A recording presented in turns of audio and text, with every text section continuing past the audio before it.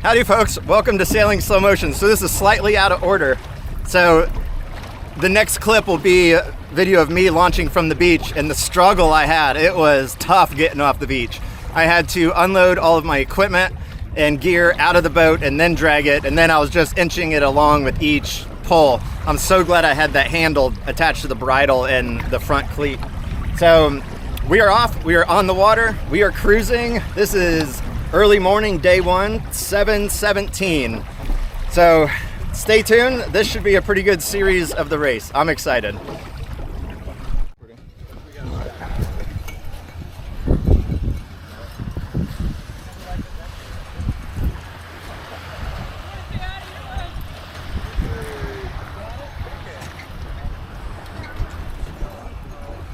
Yeah, I'm gonna have to take everything out. Too heavy. I figured I would. Yeah. I just wanted to try it that way first.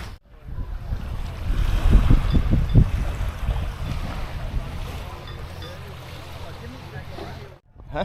Yeah, pull my leg. You can go. Dad, pull with your back. Pull with your back. Yeah. Come on, Dad.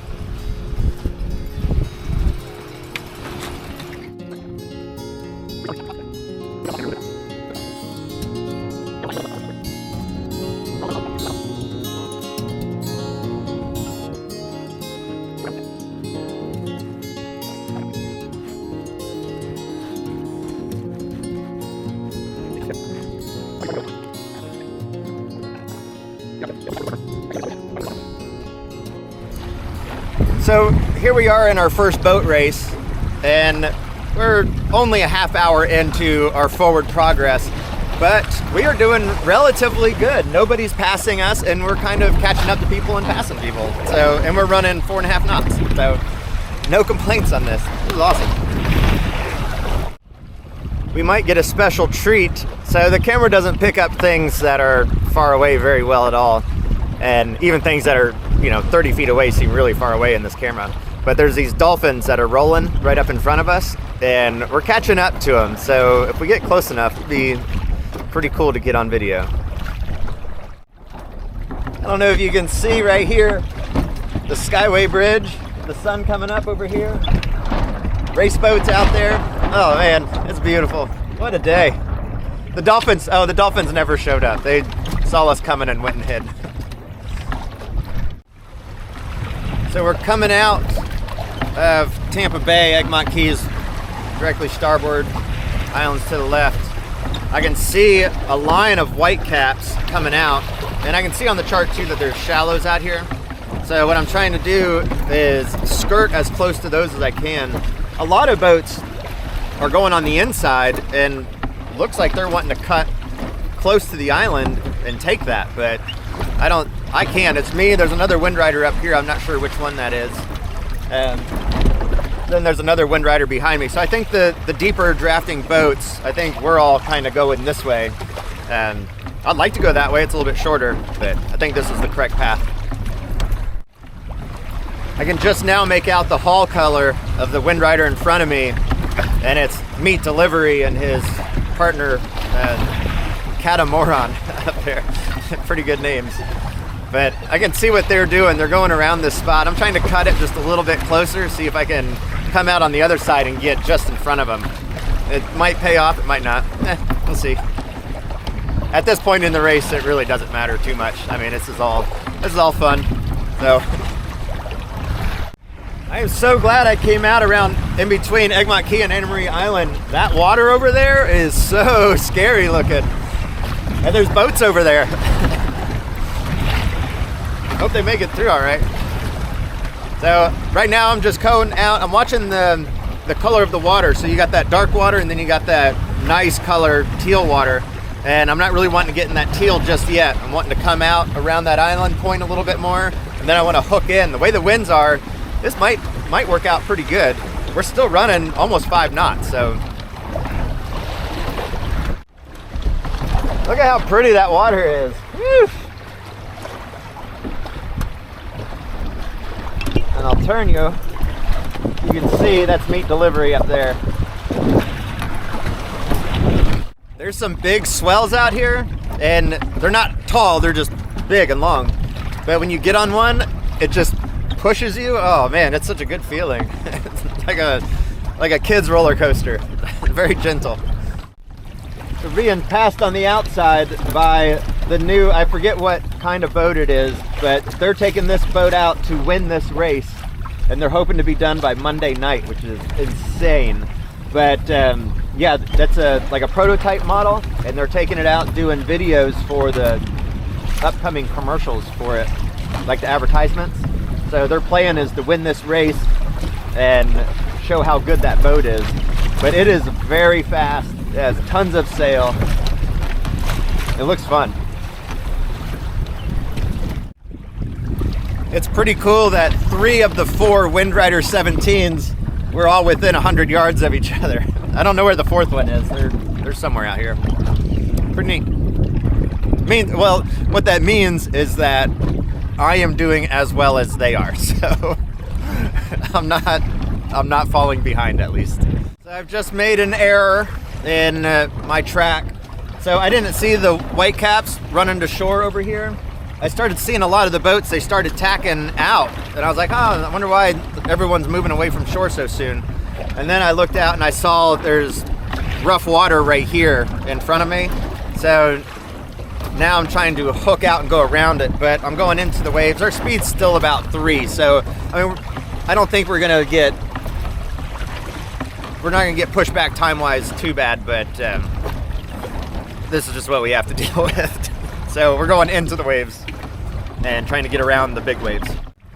You know what it is this teal water is so inviting, you just want to be in it. But of course the darker water is the deeper water, and that's where we need to be. So that's where we're headed. I can see the dark water line, that's right in front of us, right past these breakers that I'm gonna have to beat through. Hopefully we don't touch bottom. Yeah, it's just some pretty light shoaling. I don't know if you can see it right there, but it's just breaking off to our side, and then right in front is just rolly.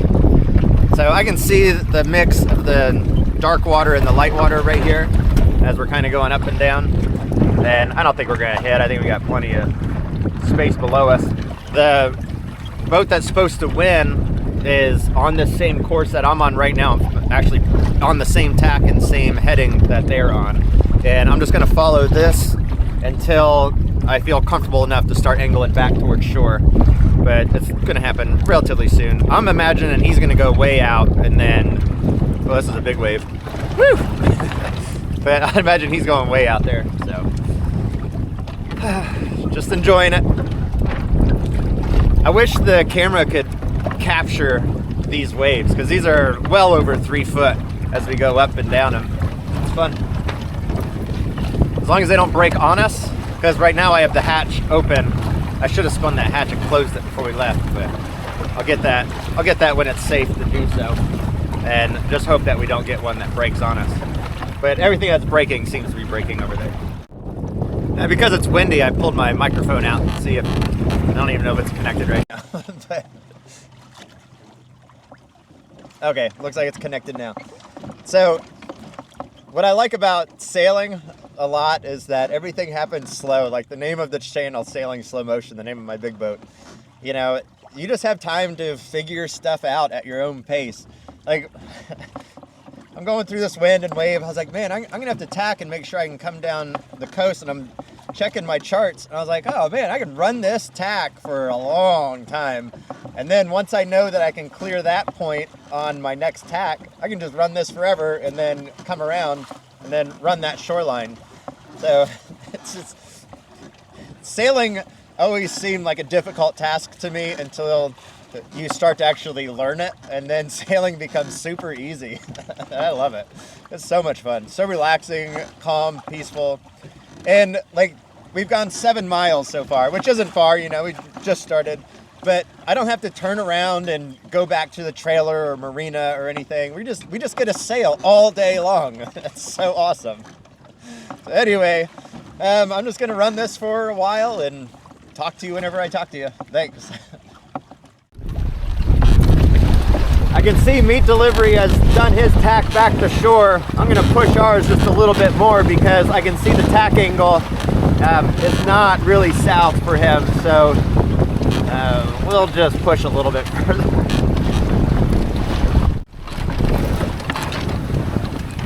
See, we got meat delivery right behind us getting ready to pass. They're going a little faster right now.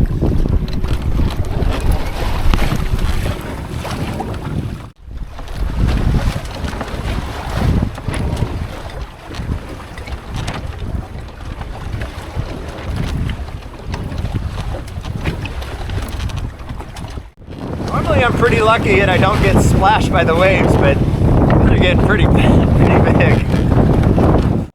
Okay, we are 3 miles, we are 3 hours into the race, probably 3 miles. So at 3 hours into it, the rest of the group is gone, but the 3 wind riders are all, you know, we're staying in a little pack. So one thing's for certain, the wind rider does not go into the wind very well. It's not just me, it's at least 3 of us. I don't know where the 4th one is. The 4th one might have taken the inside, or maybe they're just fast. But we're just getting beat up out here. Egmont Key's in the distance. It's hazy, but I can still see it. So we're not making headway. We're just slowly creeping along.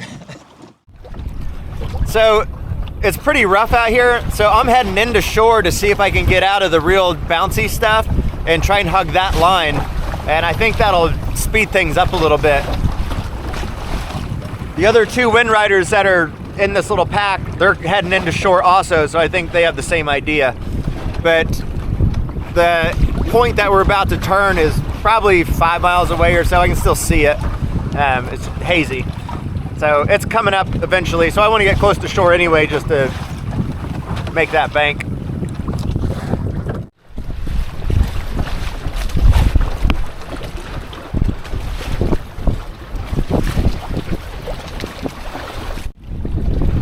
See the 2 other wind riders right there. See, they're about to cross each other. We're all going to be in a straight line here in a second.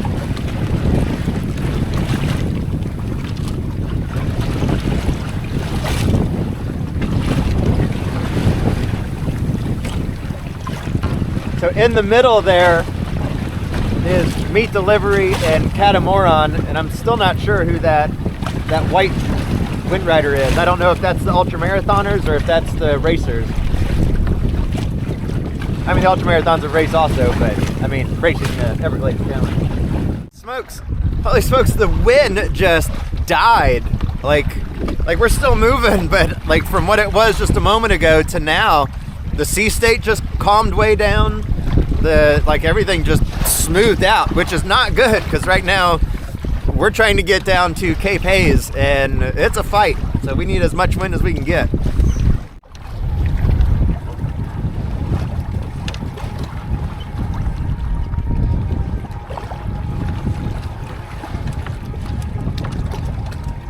That was nice of him.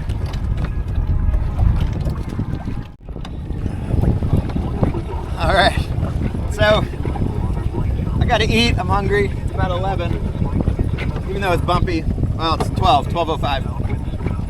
So, decided to make some ramen, and the waves are killer here. And they're not choppy waves, they're just bouncy waves, right? Which, if you gotta pick between the two, I would always take a good good rolly wave like these over the bouncy choppy waves. But got a little stove going. We got Jim Tones at the helm right now. The other white one, they're in a straight line with shore, so they're about to be further south than I am.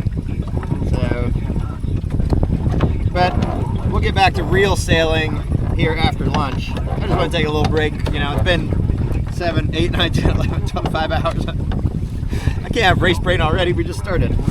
But I am hungry because I didn't really eat breakfast, I just had a protein shake.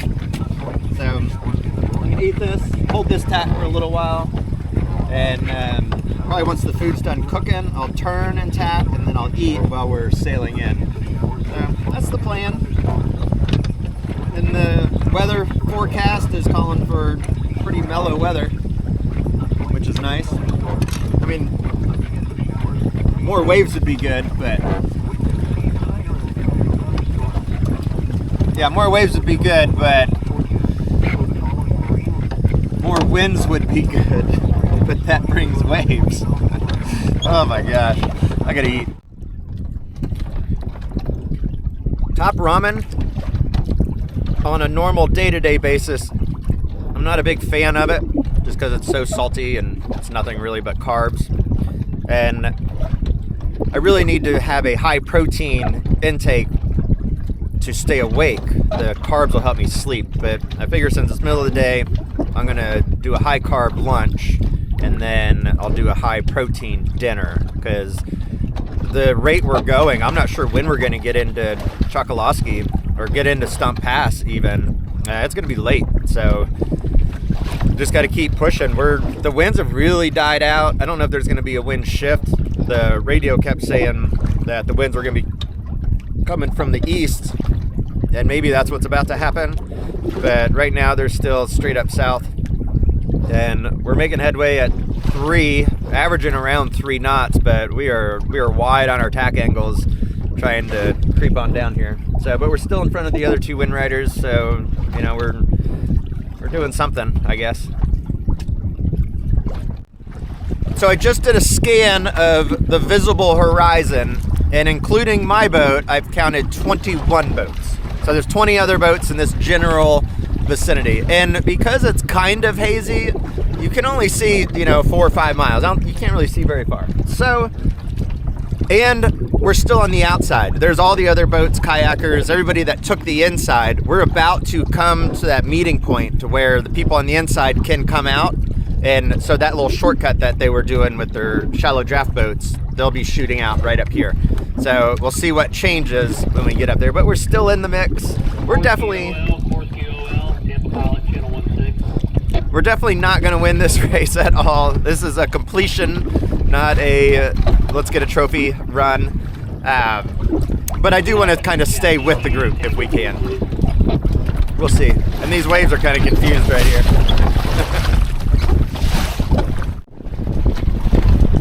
We're about to go through the wake of that big boat right there. And I just watched somebody else go through it, and they got bounced like crazy. So let's see how good it is for us. It's coming up. It'll be here soon. Don't you worry. I see it. It's right there. Alright, like 3 more wave sets and we're in it. Let's see what it does. Oh, they're not too bad. They're not bad at all. That other boat got so bouncy in it though. Maybe we look bouncy too. I think the big power boats like to make the big wakes for the little boats. So that boat came in pretty close and then he just turned back out. So he came in just to give us a little ride here. So thank you, big power boat. That was fun. We got several boats in this general vicinity right now. The other wind rider, the one that was in 3rd place out of us 3, is about to pass me. So they figured something out.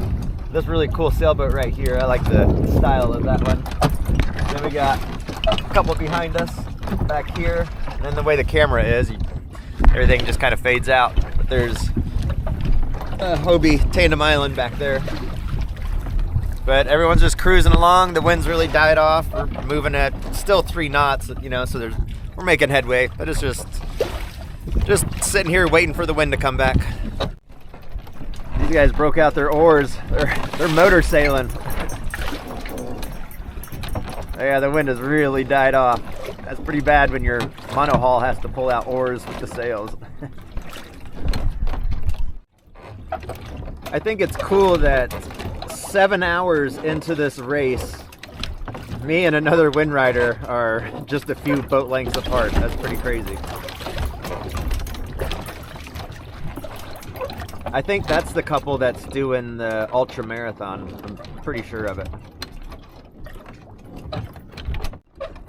This wind rider right here, they're just attacked and they're coming up, and the guy said, you go a whole lot faster if you go the wrong direction.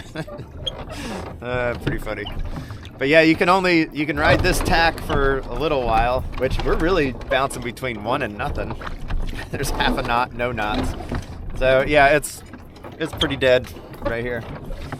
So I think I might have to either push out and try and get away from the shore, or try and get closer to the shore and see if there's some shore breeze, which there might be, but I don't know how close I really want to get up there. Get up there too far and then there's no wind, and then the waves push you onto the beach, and then you're just stuck. So we'll see. I'll go just a little bit closer and then probably tack back out, do what he's doing. I do want to say it, so I've been tacking probably about nearly 100 times already today. I got the boom right on my head. But the boat is doing so much better with the new sails on the tacks. Even at slow speeds, it's tacking pretty good. So, but I did just have to turn because there's shallows right there. And this wind is crazy calm, and it's so hard to go south. It's so hard to go south.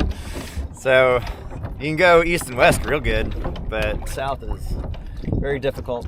But there's a whole group of us here all doing the same thing, just tacking in, tacking out, tacking in, tacking out, trying to find the best method. A lot of these boats have their rowers out, like big sailboats that have people on oars. So I might have to get the paddle out. Right now I'm going 1.5 knots, so I don't know. I could probably go a little faster if I paddle, maybe. We'll see. Yeah, so I've been paddling a little bit just to maintain a direction, because the waves want to push you one way and just kind of bobbing around out here. I stopped paddling for a second because I was trying to raise the mast up a little bit, or raise the boom up a little bit, and the boat just turned around and started going north. So paddling. I want to sit on my bench seat, but I can't steer. There's not enough sun out to use the Gym Tones autopilot. I'm afraid if I use it, then I'll just run that battery down way too fast for no real good reason. So, but I figure with this, just doing a stroke every now and then, sitting in the seat, it's uncomfortable because I got to lift my arms up so high. But you know, we're going 1.5, which is better than not going forward at all. So, just trying to maintain something, forward progress. We got to get to checkpoint 1 by, I think, 6 p.m. tomorrow. That's all we got. So can't just be sitting here. I was talking to the other wind rider. They're doing the ultra marathon. They got to be there by noon, and they're kind of wondering if they're going to make it. So, but there's a lot of boats out here. Like up in front of us and behind us, there's a lot of boats in this area, and we're all stuck. So we'll see. Yeah, normally in the channel when I paddle and I sit on my bench, the channel, it doesn't really affect my steerage too much. I can just reach down and grab the tiller every now and then. But I'm thinking about, I might try that, just see if that method's gonna work. So the way I figure it, if I do this for an hour and I go 1 knot per hour, and the other people on their sailboats that don't have oars or paddles are not willing to do it, that'll put me 1 mile ahead of them after the hour if the wind doesn't come back. And when the wind does come, that'll be a pretty substantial lead, and I'm able to sit back down in the seat. So right now I'm just trying to miss the crab pots and not work up too much of a sweat or burn up too much energy and make myself real tired, not get hit in the head by the boom. But we're going forward. I can definitely feel that the air, well, one, it's stagnant, but the temperature is rising. Like, I can feel the temperature rising. Of course, I'm paddling, so I'm creating body heat, but it just feels like the air on my face is getting warmer, like, as the minutes go by. So I know with the low pressure, you get pretty good winds and you get cooler air. So we'll see if we get winds with this, whatever's happening here with the weather system. It's really foggy. I don't know if it's going to rain or what the plan is, but up ahead looks worse than off to the side or behind. So here, I'll spin it. So we'll see what happens. It's all in the future. I'm a little envious of the Texas 200 folks and their use of motor. I'm definitely doing the Texas 200. I don't know if I'll get to it this year or if it'll be next year, but it's on my hit list to get done. But this right here, I'm taking it easy. I'm just imagining myself as being like a Polynesian going across the big ocean. You know, I'm not thinking of just getting to this point. I'm thinking of long-term physical exertion, so keeping it as light as possible and just really enjoying it. It's so peaceful. There's no stress. I mean, the only stress would be not making it to the marina in time. But, you know, if that happens too, I'm not the only one. There's 20, 30 boats around me that are all in the same predicament. So I don't know if all the boats way ahead, if they're still in the wind or not, but all the boats that I can see, we're all doing the same thing, going slow, stroke by stroke, just trying to make it forward. So. Okay, so I've noticed 2 boats that were in front of me, and they are pretty close to the beach line, and they are slowly getting ahead of me. So I'm gonna follow suit, get up on that beach, and see if there is a shore breeze that I didn't pick up. I just didn't get close enough to it. So, but yeah, if I can catch a little shore breeze and ride this, it'd be much better than paddling. I spoke a little too soon. One of them is already tacked out and is heading the other way, and then another boat very similar to that one is tacked out and is heading away from shore. So I don't think that's a playable option for me. Hey, it's starting to rain. You know, if there's rain, there's gotta be wind somewhere associated with that rain, right? So maybe, just maybe, we're gonna get some gusts that I can stop paddling. Oh, and we're at 26 miles. So we have a marathon under our belt. I don't know if the marathon's 26 exactly, or if it's 26.2 or something like that, but either way, it's a marathon. We did it. Now we just got 274 more miles to go. Piece of cake. Hopefully it's not all by paddle. We can get some wind in these sails. When 2.5 feels fast, you've been paddling for a long time. Oh my goodness. 2.4, we're cruising. I got a WR-17. Let me guess, you don't know what that means. It's a wind rider. Wind rider, built to go fast, sometimes it goes slow. Gotta paddle my heart out just to make that boat go. It's a wind rider, woo! People on the beach. Oh my gosh, having fun. All right, day 1 dinner time. We're going to take this spicy tuna and mix it with this Knorr noodles. I like the cheddar with broccoli. It's one of my favorites when I was hiking the Florida Trail. I just thought it tasted better than all the other ones that I tried. So, but I've never tried it mixing it with a spicy tuna with rice. So we'll see how that goes. I'm sure it's good. But I'm gonna cook right here. It's starting to get cold. I'm gonna have to put on another layer pretty soon. But I figure if I eat right now, I'm good for another probably 2 hours before I have to layer up, hopefully. I decided that since this looks like a complete deal here, I'm just gonna eat this and then eat the Knorr noodles on the side. They're cooking over on the porch. But I boiled the water and then they're just sitting over there, you know, stewing in their hot water. They'll be done soon. We are 11 hours into this race, and there are still, like, within 100 yards, 1, 2, 3, 4, 5, me, then the guys behind me, 6, 7, 8 boats, all within this tight little group. It's pretty cool. I'm gonna do a little pan. I know it's not gonna show up very well.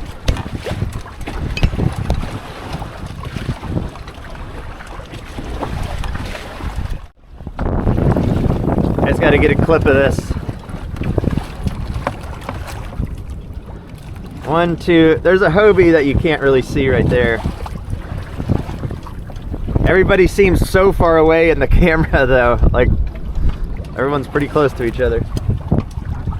I don't really see anybody. Oh, there's another guy right there, another boat. Oh, that other wind rider is directly behind me.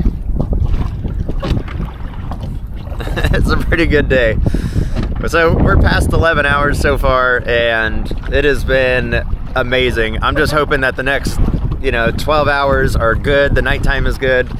I'm worried about my sleep and dozing on and off, but I think I'll manage, but we'll see. I don't know how good of a sunset we're gonna get today, but right now, with that sun dropping behind the clouds, that's pretty cool. And dolphins were just rolling and breathing back here too. They don't like the camera. They're so shy. Ooh, that's bright.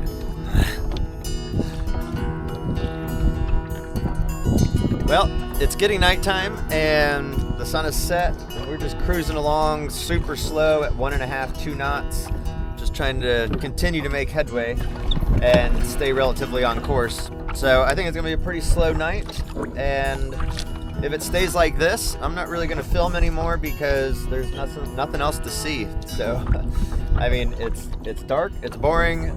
I mean, it's not boring to me at all. I love it, but to be able to watch it, it's boring because there's nothing else for you guys to see except for my shining face in the light. But anyway, thank you for watching day 1 of the Everglades Challenge. I can't believe that we're actually doing this, and we're doing relatively well for the conditions. And stay tuned for the next episode of the series, which would be day 2, coming up here shortly, within 2 days. All right, thank you all. I'll see you all later. Bye.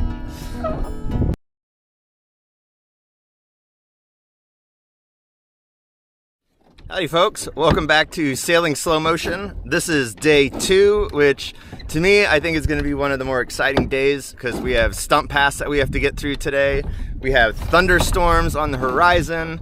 This is going to be, they're calling for 100% thunderstorms at 9 o'clock at Venice, which we should be right around Venice around 9 o'clock. So this is going to be a day, but I'm just getting started. I pulled up anchor, opened sails. I took about a 4-hour nap, and I just blew off course, so I need to focus, and I will see you all when the sun comes up. All right, the sun is coming up, starting to crest over the horizon over there. The thunderstorms have been rolling. I could hear the thunder, and the winds have been picking up, getting gusty, and pulling us along pretty nicely at hitting around 3 or 4. Nothing too exciting, but faster than paddling. And slowly making our way down there. If we can keep this pace, then we can make it in time, but right now it's still pretty questionable. I keep playing this game that I'm sure everybody's playing. It's how long can I keep my eyes closed and still go straight? Get about 10 to 15 seconds before I can feel the wind shift on my face. I have to correct it. But it's fun, super micro naps, a bunch of them in a row. Well, the winds have died off again. We're going 2.5, so we'll see what happens. But it's breakfast time. I'm hungry. Something that I used to do on the Florida Trail, just because I was trying to go fast, like trying to keep my stop time as limited as possible, was I would take my oatmeal, then my coffee, and I'd put some coffee grounds, this is instant coffee, put some instant coffee in my oatmeal, and then pour the hot water into the bag so I don't have a dirty dish, and then eat the coffee oatmeal out of the packet. So I'm gonna try that again, see if it's still good. It was good on the trail because you're starving and you're like desperate for calories, so we'll see if it's good in general. I want to show you my cramped kitchen. So where I sit, my dash, everything, it gets so messy just even after one day. But so take this out, easier with 2 hands, but this is a little sandy, so we're just going to give it a little rinse. Oh yeah, that's good. And then a little water in here.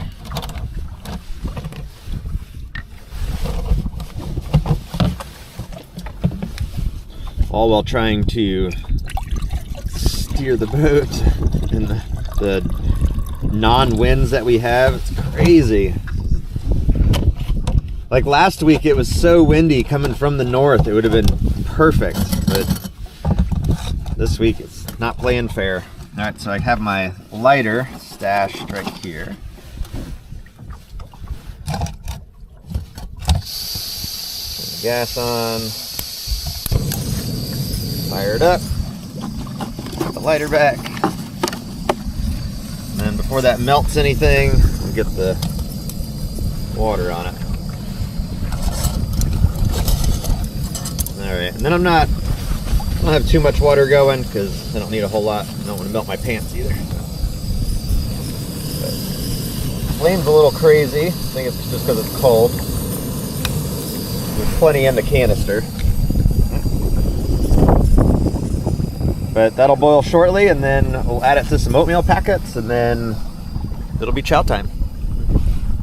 All right, so we got the water boiling, and I opened the oatmeal packets already. So I'm just going to take the scoop out. This one scoop is probably enough for both. So just pour a little bit in this one, about half. And it better be good, because I'm about to add it to this one too.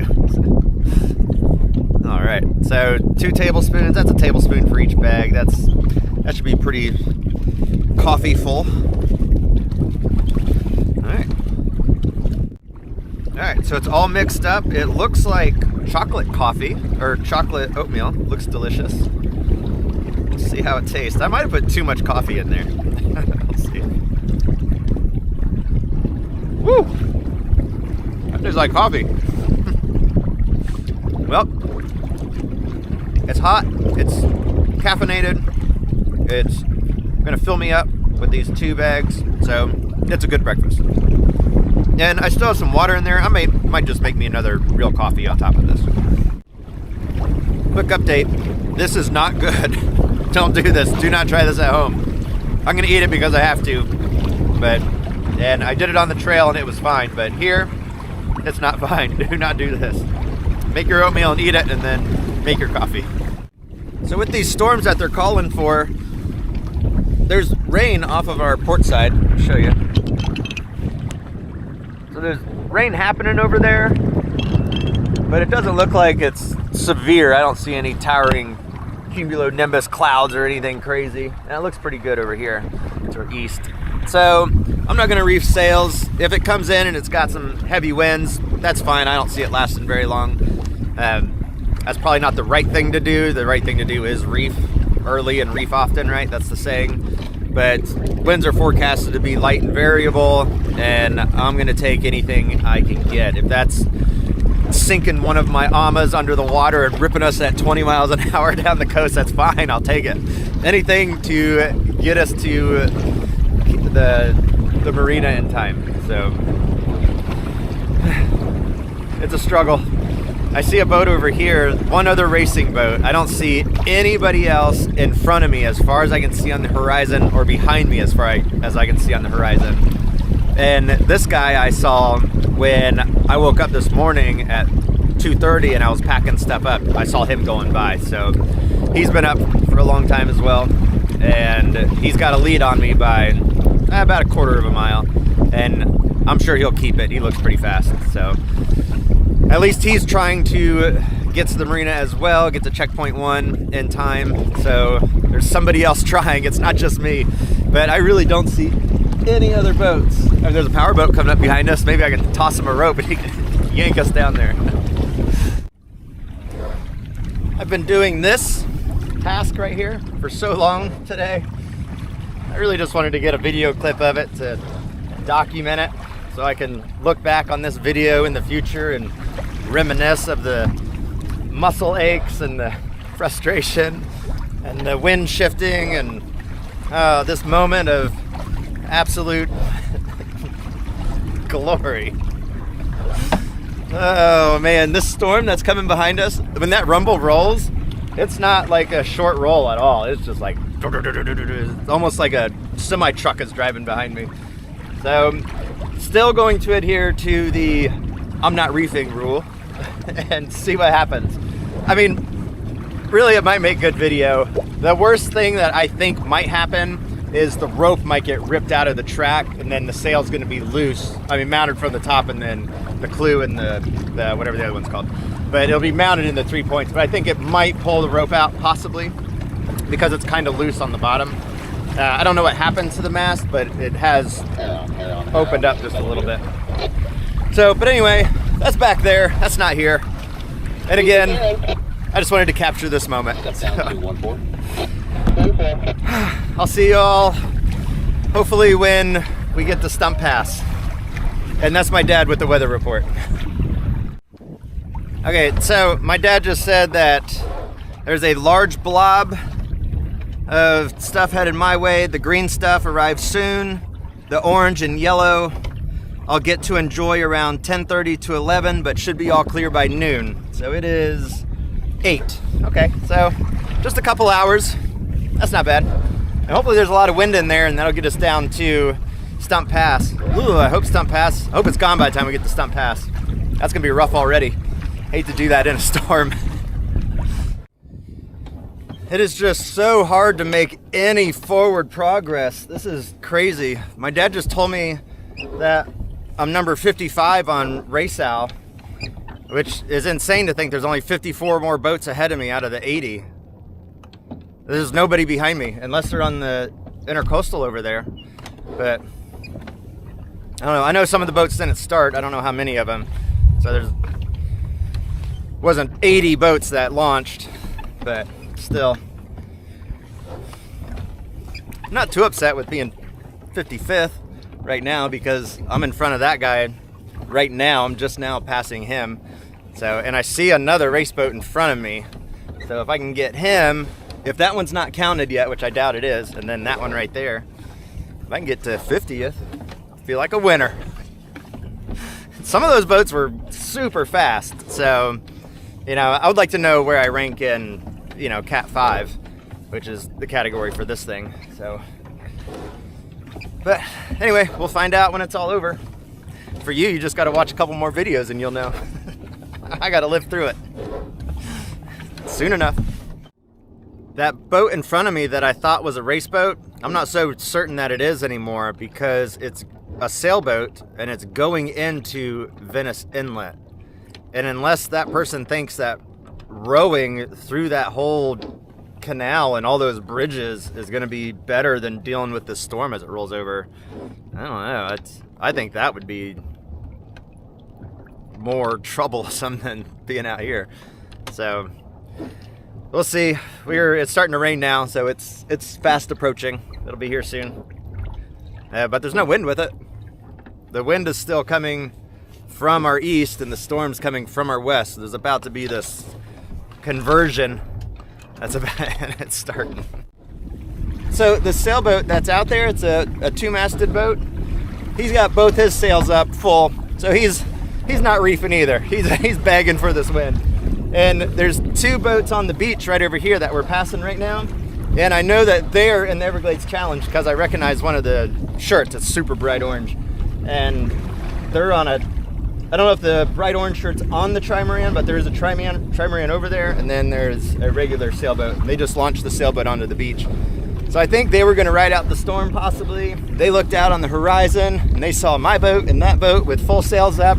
And they're like, screw it, let's go. That's all in my head, of course. All right, our lightning detector just let us know that lightning is striking 6 miles away from us. So, yeah, it's getting a little closer. We'll see. When I was in the military, they said lightning within 5 was the key for getting out of the area. So, it's not lightning within 5 yet. It's lightning within 6. We're safe. Right now, the winds are like me. They got no idea what they're doing out here. It's kind of swirly. There's nothing. I'm trying to paddle and keep the sails up and get something, just a little something. But the only thing I can really bank on is the big swells. I can go with those. So that's kind of what I'm doing right now at 1.5 knots. So heading back into shore to get closer. Just because if the storm comes in and it's bringing a bunch of waves and craziness with it, I'd rather be, close enough to shore. It's all beach. So worst case scenario, if everything is absolutely horrible, turn towards the beach, run it ashore. Just let the wind do whatever it's gonna do, and then we'll deal with it afterwards. But guaranteed, we're in no real danger here. Like, there's safety within a mile. Just gotta get there. I have so much confidence in this boat. It's ridiculous. Probably more than I should. But we're good. We're safe. We just need some wind. Come on, Storm! Bring the wind! The guy that's in the double master out there, he's probably 5 miles out into the water. At least 3. He's past the 3-mile line for sure, because I'm a mile from shore. But he's like turning into it. He's gonna go Lieutenant Dan this storm. Good for him. Oh man, so it looks like that storm is clearing out. I can see the double-masted boat again, and I'm starting to be able to see further and further across the horizon. That's a bummer. And we got no wind out of the deal. Been paddling the whole time. And the lightning striker just went off 19 miles from here, so we missed it. Dang it, no wind. I paddled all the way to Cape Hayes. Whew. We got 16 more miles. Oh, that's dangerous. 16 miles. All right. I'm seeing something interesting happen to the south. It just got real hazy up there. And there's like fishing boats and there's 2 sailboats up there, and I'm just now losing them. They're both headed into shore, but whatever's coming, I can see that blowing across straight up from the south. So I'm about to tack back towards land. Hopefully that's a bunch of wind. Well, it is wind, and it's got us at about 4. If we can get to 5, we'll set a record in the past 2 days. As the storm is gone and the wind is gone, all hopes of getting to checkpoint 1 on time are pretty much gone. It's 15.5 miles away, so the past hour we've gone 2 miles and have made a half-mile progress towards it. I'm still gonna go, but I just wish there was wind. All right, so I've been paddling my little arms out for the past hours, and we've had good wind, we've had no wind, and just trying to get to Stump Pass before dark is my current goal. We're not gonna make it to the marina by 6, that's just not gonna happen. Unless something crazy and the wind came from behind us and rocketed us. But right now we are cruising at 3 knots in a relatively straight line where we need to go, which is awesome. So our tacks are minimal. I think it's because we're so close to shore, we're getting that shore breeze. But anyway, if everything pans out right, we are gonna go through Stump Pass around 5 p.m. I'm not sure what the tides are, and I really don't care what the tides are. We're going anyway, no matter what. So, and the reason why I say that is because we're going to have a southwest wind, which we're going to pass Stump Pass, turn, and then come up into it with a nice wind at our back, and that'll drive us in. And that should push us even with, you know, an outgoing tide if there is one. And if it's low tide, then we'll just try not to hit a sandbar. So we'll see. But we're gonna go in Stump Pass, hook up, and then hook right around to go around that island that's up there, and then bank north. And I'll probably drop sails and switch to paddle right up banking north. Paddle across to get into that channel, and then paddle to the marina, because I don't think I can, and it's gonna be like 2 miles, but I don't think I can sail in there because the wind direction. So I just got off the phone with Cape Hayes Marina Checkpoint 1, Mr. Moon, and I was notified that this year has been a struggle for everybody to get down there, that they are not disqualifying anybody who gets there after 6, which is awesome. I'm glad I've put so much effort into trying to get there by 6, but now I can breathe, relax just a little bit, and I still want to get through Stump Pass by 6 and get there by 8, which is pretty close, but we're safe. We're not disqualified, which is awesome. So big sigh of relief. So check this guy out that I'm being passed by.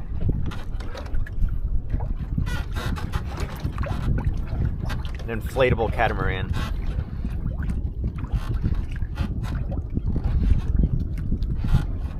I think it's got to be so light. He's fast. I saw him way back there. And I wasn't really paying attention, but he's caught up to me and he's passing me now. It wasn't too long ago that I thought we would get there at 4:30. I thought, maybe 5. I thought, well, 5:30. Now the earliest we're gonna get there is 6, and hopefully we get there before it's dark. This is, I don't get it. I don't understand why I can't make headway right now. Going right into a school of fish right here.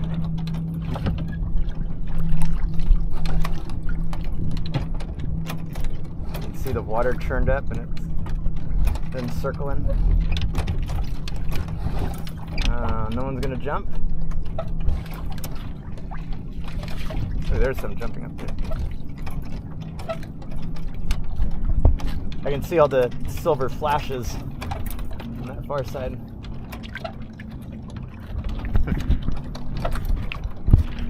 The problem's not so much like the distance paddling, it's just the fact that once you stop, you lose your moment. Like, you have to continue going non-stop for hours and hours on end.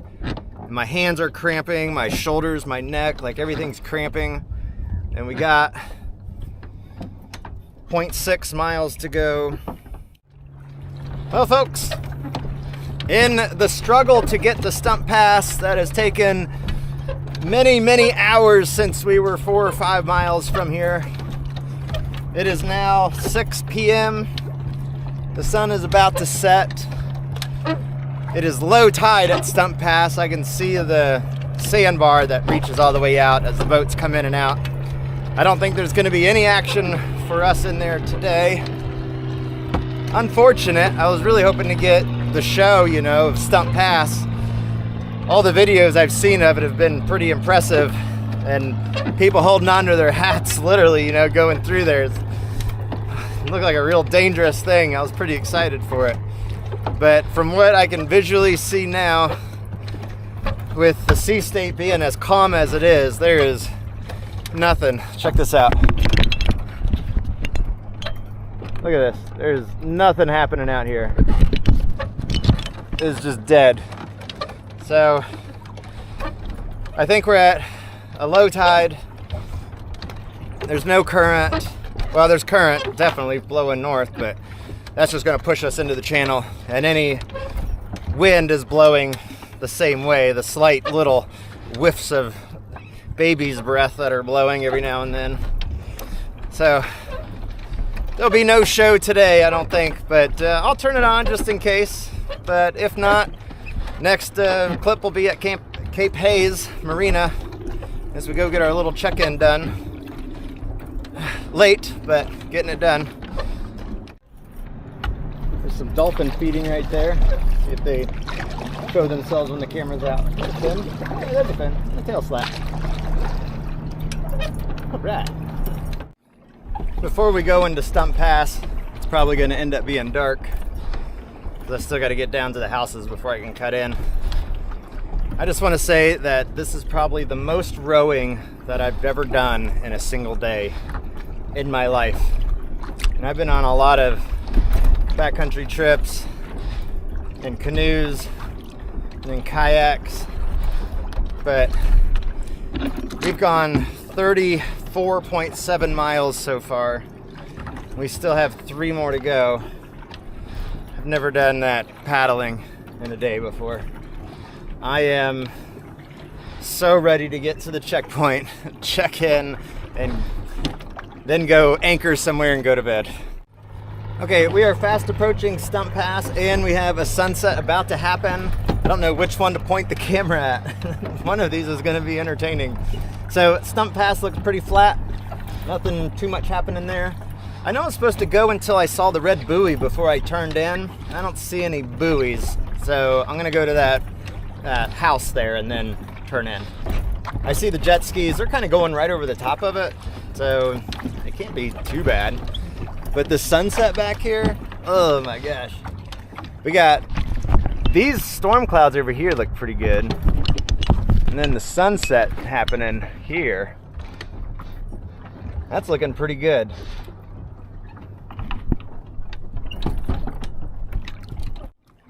I see a Wind Rider sail coming out of Stump Pass.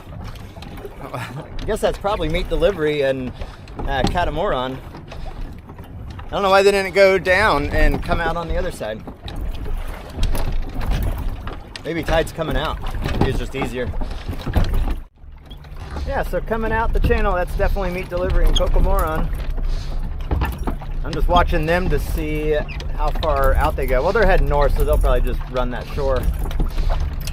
But I want to cut in there, but I can't tell where the shallows are, so I was watching the jet skis, hoping they would do something, but they went around too, so.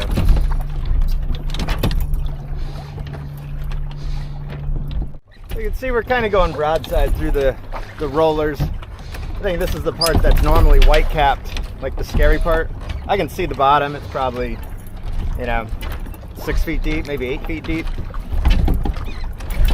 So we'll just go ahead and turn here, angle ourselves in, and ride the ferocious waves in. So I was just talking to Meat Delivery and Catamaran over there, and let myself kind of get drifted into this wildness, but they said tide's coming out, so this is going to be a beast of a struggle for the next 3 miles. But hey, we've been struggling this whole time, so what's new, right? If I put the camera this way, you can see the shoaling and the sunset all at the same time. That's pretty nice. Whew. A good little wave. But yeah, this is pretty nice. I don't think it's too bad. I mean, if you're not used to shoaling, which I've only been in shoaling once before, and really as long as we're not hitting the bottom real hard, I think we're good. But like, I know how the boat is handling. When the waves pick it up, I know what to do. So just get over on that rudder and ride it. But it's pretty smooth. Good old Stump Pass. Yeah, I could imagine if you're in bad weather, this could be pretty nasty. But we're just getting the nice wave, man. That sunset looks so good back there.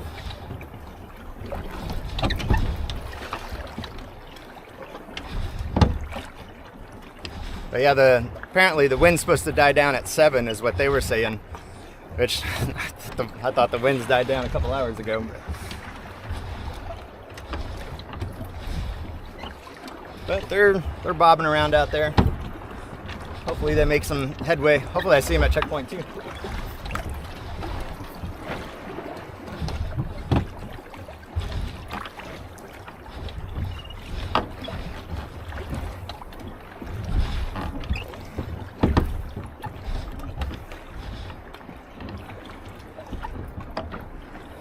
Yeah, if tide's coming out, man, at low tide, this would be a narrow channel.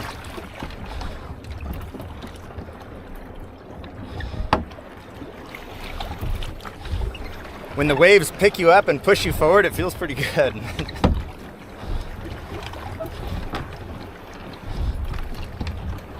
It's like a free boost, or somebody on, like, when you're a little kid on a swing and someone gives you, we call them underdogs, but you just push and shove.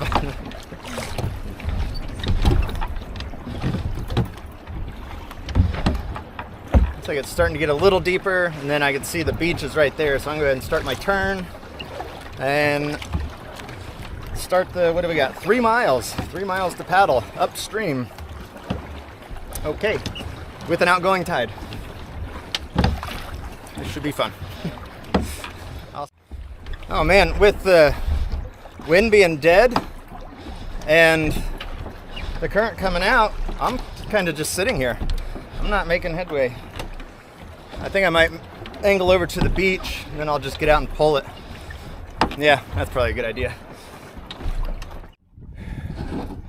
So I got out and walked it. That was kind of a bad idea. I don't recommend that one to anybody either. That one was really hard, and the bank's super steep, so it's really hard to have footing. And I was barefoot, and it's really shelly down there too. And bottom of my feet are tough, but still, you don't want to mess them up.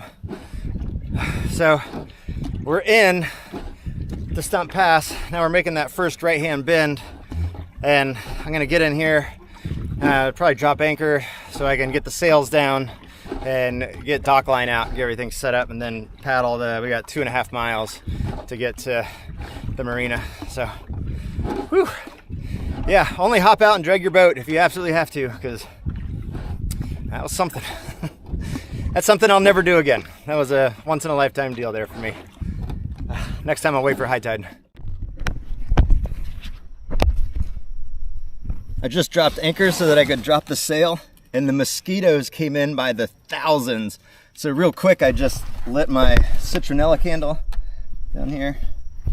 You see that? Oh, my leg's in the way. So I had citronella candle going, and then I lit the thermocell just now. The mosquitoes are still here, but hopefully they thin out. But yeah, that was a scary cloud of mosquitoes. But it looks like it's keeping them away already. They're staying about 5 feet away. Ooh, right behind my back. So many of them. So I would shine the camera onto me, but I have to shine the light in my face. So I'm trying to keep my night vision a little bit. But I just wanted to say that this reminds me so much of when I was a teenager doing backwater canoeing trips with my dad and friends. It's so dark out here. The stars are starting to come out, which is good because there's lightning in the distance too. But it's just nice and calm and peaceful in here. Super dark. I almost hit a post that was sticking up out of the water. Like when I say almost, I mean like within 3 feet of hitting it before I noticed it. So you can see how far my sail is draped down. I should have pulled that up, but it's blocking my view pretty good, and the post just showed up right in front of the Aka. I had to turn real quick. But we got 2 miles to the marina and do our check-in, and then leave and get back out into the Gulf and then drop anchor. That's the plan. You see this post that's sticking in the water right here? There's like, it's not reflective or anything, and they're all over. This is crazy.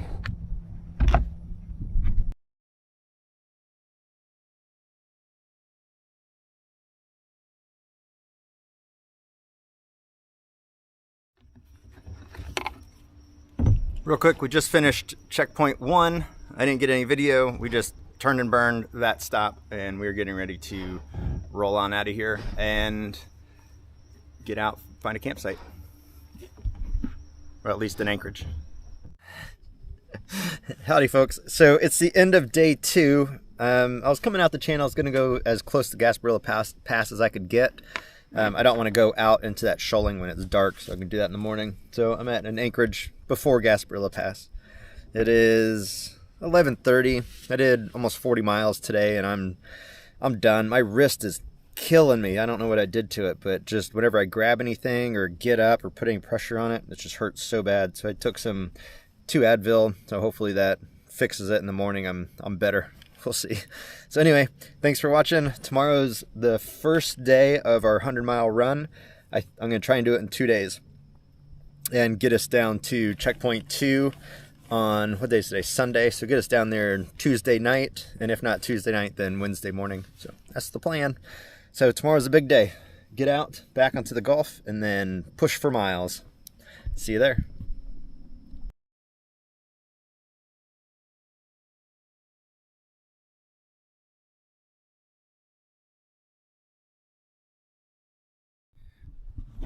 Good morning, folks. Welcome back to another episode of Sailing Slow Motion. This is day 3 of the Everglades Challenge. So, as you saw yesterday, my wrist was hurting really bad last night when I went to bed, and it is really jacked up. Like, I can't make a fist that's tight. I can't push down anything. I can't pull, and I can't push. So, I'm really worried about paddling out this morning and getting to where we need to go through the shoaling, because I know I'm going to have to paddle through there. And there's a little breeze, so I'm going to put sails up and just go slow and ride it. But yeah, I'm not going to be able to use my wrist. I'm just going to have to take it really easy. So enjoy this episode. I'm not really sure what we're going to experience today other than getting out of the pass. We got 100 miles to the next checkpoint. Well, 91 or something. Till we get to the next checkpoint. Checkpoint 2, which is Chokoloskee. And we're hoping to get there tomorrow or Wednesday. We'll see. on the third day. So, all right, talk to you all later. Okay, we are underway this beautiful morning. My wrist is not letting up. I took some Motrin. I tried massaging it for like a half an hour, trying to loosen it up, but nothing seems to work. So I'm hoping we can sail the majority of today and not paddle, same as tomorrow. I know I'm gonna have to paddle when we get to checkpoint 2. So the more rest I can give my hand, the better. So that's the plan, just try and sail out. We're actually sailing at 1.8, so I want to go slow anyway as the sun's coming up because this channel's so dark I can't really see much. But we should be out of here in, I don't know, an hour or 2. So see you on the water. So I just checked on Navionics and right now is at high tide, so this is perfect. So by the time we get there, it'll be flowing out and we should be able to just cruise. Hopefully the winds they're kind of in our favor, kind of not. But we should be able to wiggle through there, hopefully. We'll see. Yeah, so looking at the charts, Gasparilla Sound has a 0.9 knot inflow, but the other passes going down the line have like 1.5 or around there. So this is the weakest inflowing tide, so I think that's our best bet. Check out that sunrise over there. That is cool looking.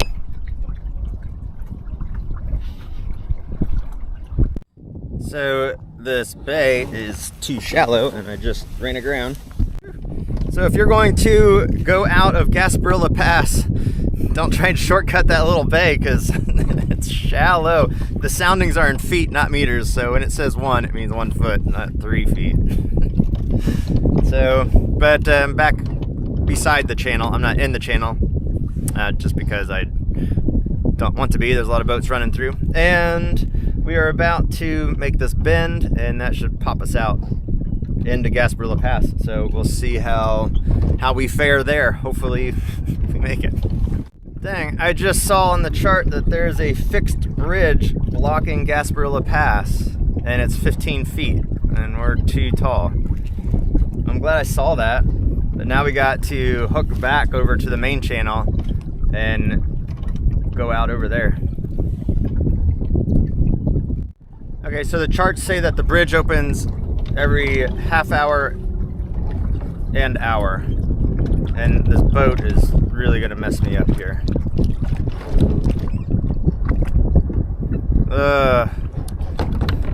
Every day's a challenge on the Everglades Challenge.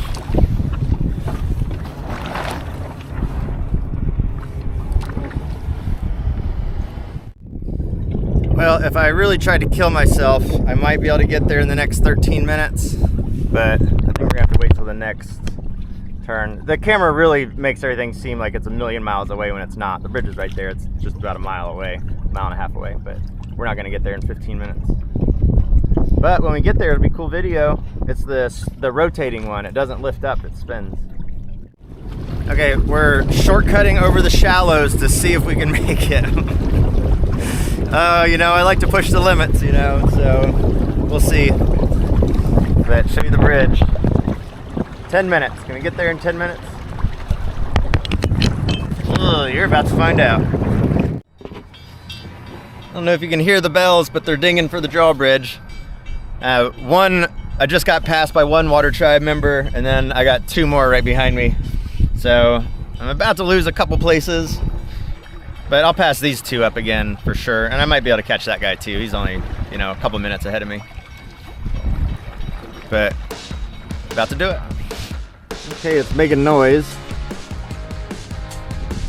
I think the locks were just coming undone. We'll just zigzag up to it. Should be good.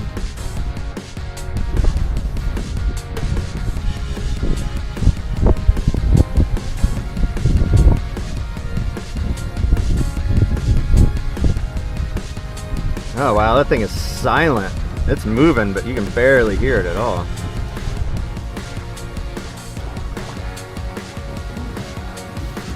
That's pretty cool.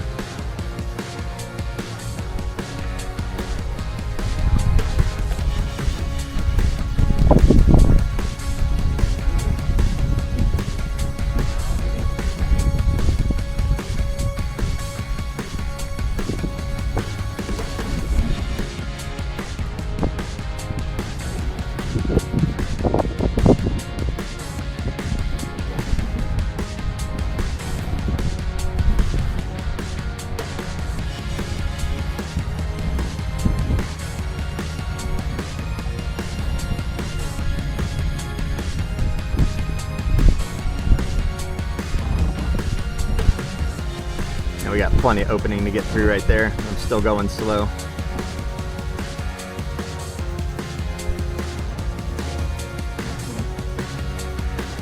I have to open the jib. Get a little more speed through here.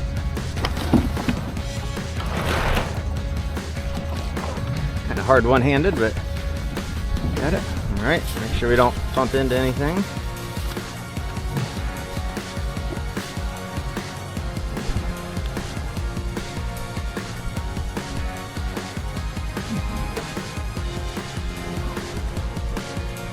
All right, very cool. We'll just cruise right through here at a nice, comfortable pace. I don't know if you can hear me over the wind noise. We're hitting 5, 5, and 6 pretty steadily. So this is so much different and so much better than the last 2 days. I wonder how long this will last, but it's great. We're holding 7. We're at 7 and holding it. 6, 9, 7. This is crazy. And we just left the Boca Grande whatever bridge right back there. So if you want to know where I'm at, we just hooked around and we're heading south on that channel. And I'm gonna go out at the Boca Grande entrance and get back out into the Gulf right there, and we'll have a tailwind, so it's gonna be awesome. Perfect. Yeah, we keep hitting 7.2, 7.6, and it's smooth. 7.7, this is really fast and nice.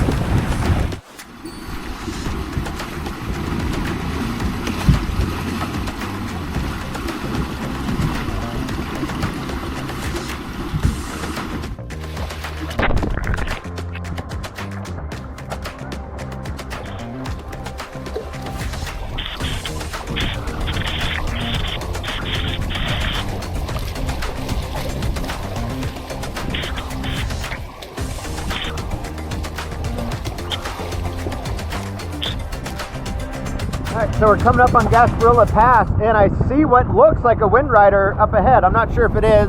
I'm not sure if it's somebody in the race even. I mean, there could be a wind rider out here. But I'm watching what they're doing, and it looked like they were trying to go out and hug that southern shore, and they made an immediate juke out to the center again. So I think there's either shoaling or a sandbar.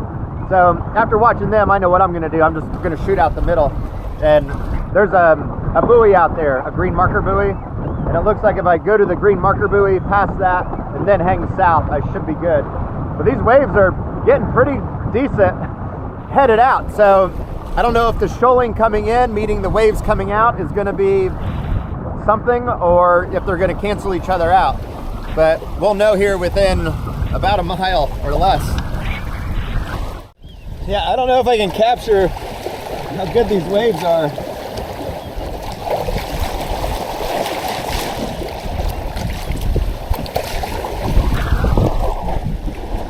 There's some big fat rollers. Pretty wild in here. I definitely wouldn't want to be in a kayak or a canoe, or just like this boat's fine because it's so big and wide, but yeah, I could see being in a different boat, this would be a real issue. But for me, it's good. We're fine.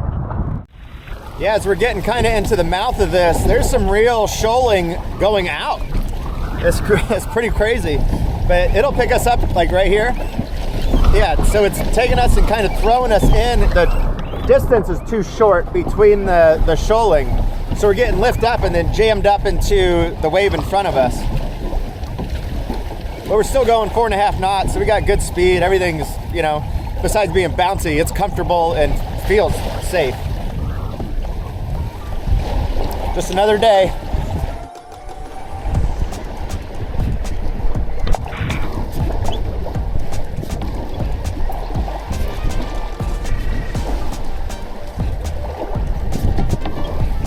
This is Gasparilla Pass.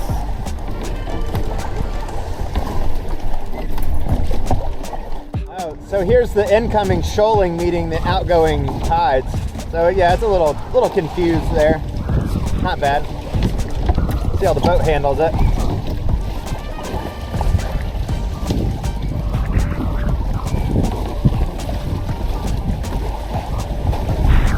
Woo! It was like hitting the brakes.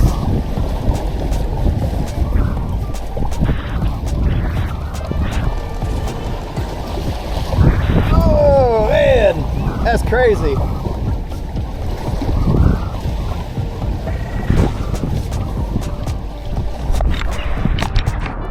Yeah, that's pretty wild because you got that front water that's like braking, like an e-brake, and then you got the water behind that's shoving. So yeah, it felt very weird. But we still got wind in the sails and we're moving. This is not for the faint of heart. I'm glad I'm in this boat, but the winds are directly behind us and I'm trying to go wing on wing, and we're only at 2 knots right now, just fighting the different currents. So, I mean, we're making it, but I would prefer to be a little further left and a little better wind, but we're still going. That boat that I saw ahead of me that was going through the pass is definitely a wind rider. I'm hoping to get close enough to see if that's meat delivery or the white one, but it could just be somebody out, you know, weekender. But it's Monday at 9:30 in the morning going through Gasparilla Pass, so I bet they're a water tribe person. So meat delivery just called on the radio. That was them. They had some electrical issues they had to tuck inside and figure out, so they got it all squared away and they're back on the road. So now the race is on between me, meat delivery, and catamaran. We have lost all wind out here. It's just a calm day. It'd be a nice beach day just to be walking around, set up your little umbrella, hang out, dip your feet in the water. But out on the race, it's not as good, but it's a beautiful day. Got my sunshade up, just sitting here going 1 knot with the current, and we're going away from shore. We're drifting out, but I'm okay with this because the wind is supposed to shift, which is what it's doing right now, and it's going to start coming from the east and slightly northeast. When it does that, I'll be able to tack into shore, and I'm going to have a very fast run in. So taking this current out, even if I do this for a couple hours, when that wind shift happens, I'll make up a lot of ground right there. So, and I think that meat delivery is kind of doing the same thing. He's a little bit further out from shore than I am, so I think he's just waiting for the shift also. So, we'll see. It'll happen sometime. Whatever I did to my wrist, even just holding on to this can is hard. Like, it hurts all through right through here. Like, I know a lot of people have carpal tunnel syndrome that happens right there, but I've never had it before. This is all brand new to me. It was rough. So my solar panel, my voltage gauge first is showing 11.9 and it flickers to 11.8, and I've been watching it drop. I thought yesterday, just because it was cloudy, that the panel wasn't producing, but today it's sunny and the panel's not doing anything. The charger controller is showing that it's charging. If I disconnect it, the charging light goes out. So the solar panel's sending something to the charge box, and I disconnected the wires coming from the controller and reattached them, and that didn't change anything. So it's just dead. So I got to conserve power the best I can, and including charging things up. So, but as of right now, there's zero wind. We're actually drifting slowly north, and I'm not gonna paddle. I'm not wasting that energy like I did yesterday.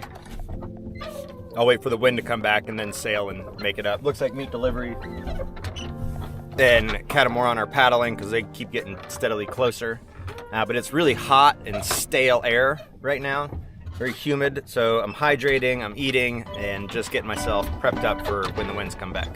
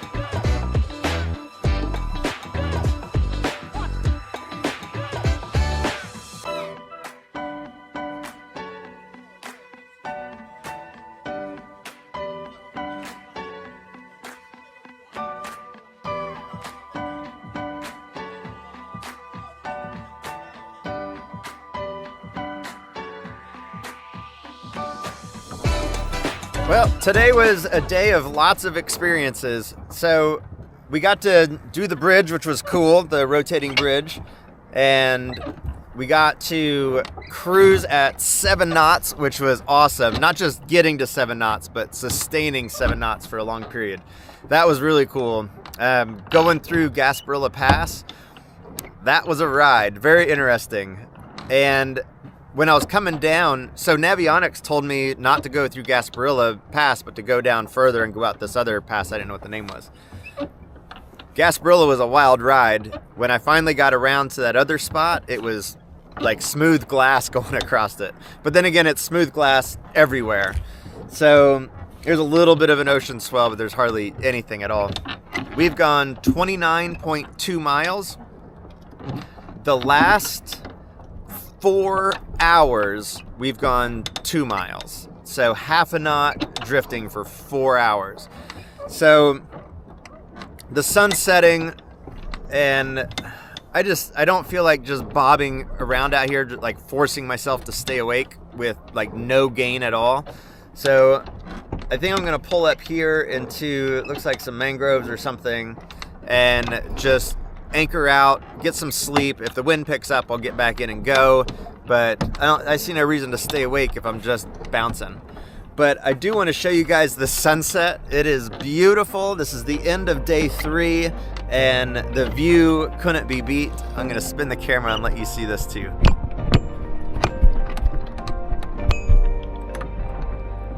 You check that out?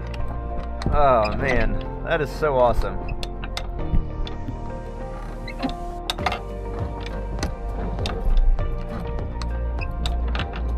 Sometimes I feel lucky to be alive. This is one of those times. But if I do go anchor and I don't do anything else, thanks for watching. I will see you all tomorrow, or probably sometime when it's dark. Probably 2:30 is when I'll wake up. That seems to be the typical wake up time for me now.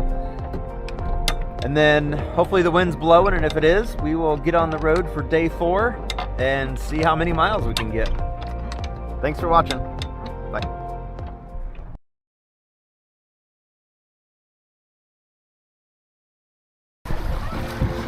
Howdy folks, welcome back to Sailing Slow Motion. We're on day 4, which really we just ended day 3 a couple hours ago, but the wind picked up. So since the wind picked up, we are out of here and we are scooting along at 4 knots, and the winds are supposed to get much stronger. I put a reef in the main just in case. So there's supposed to be thunderstorms and stuff. So we got 1 reef in, which is good because putting the 2nd reef in will be easy if we have to. But for right now, we are just going to cruise along in the dark. One of my favorite things to do. See y'all later. Something that's a little special about this run in the dark is we're gonna be the furthest from shore that I've sailed in this boat, which is gonna be several miles. I'll have to check and see, but it's a long way offshore. And this will probably be our longest run without stopping, because from here, there's not land until Naples. So it's a long shot across the water. So we'll get there hopefully by tomorrow night. We'll see.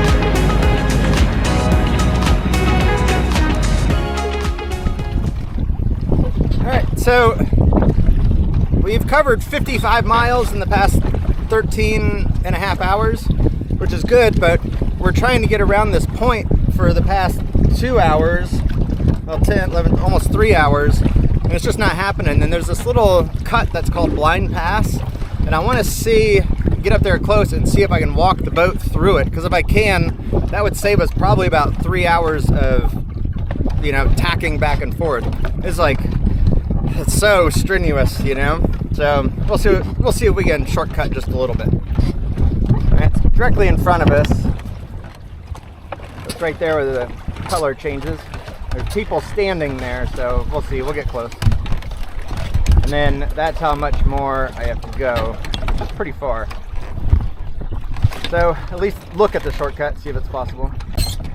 I can already see the waves hitting the sandbar in front of it, so I don't know. It only shows like a foot deep. I'm questioning it. Kind of want to see it from a different angle. Okay, there's a big power boat in there, and he's going forward, so I guess it's possible. Sweet. We just got to paddle through it. Hope we don't interfere with other boats. And it's called Blind Pass, so I'm guessing it's pretty narrow. It looks pretty narrow. One person at a time type deal. Take our turn. A little beach city over here. Well, I already had to hop out once. Just getting started. But we're good now. See how it looks like on the other end it gets real shallow. We'll see. Well, there is a little push of wind at about 1.5 knots on the first part. It won't make that bend, I don't think, but it makes the first little trek easy. A lot of traffic in here.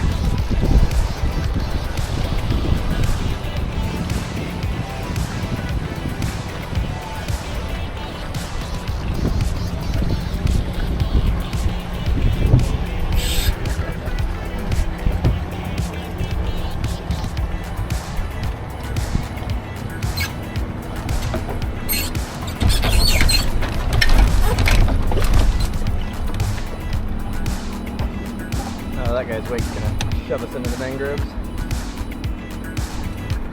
Take a little push though.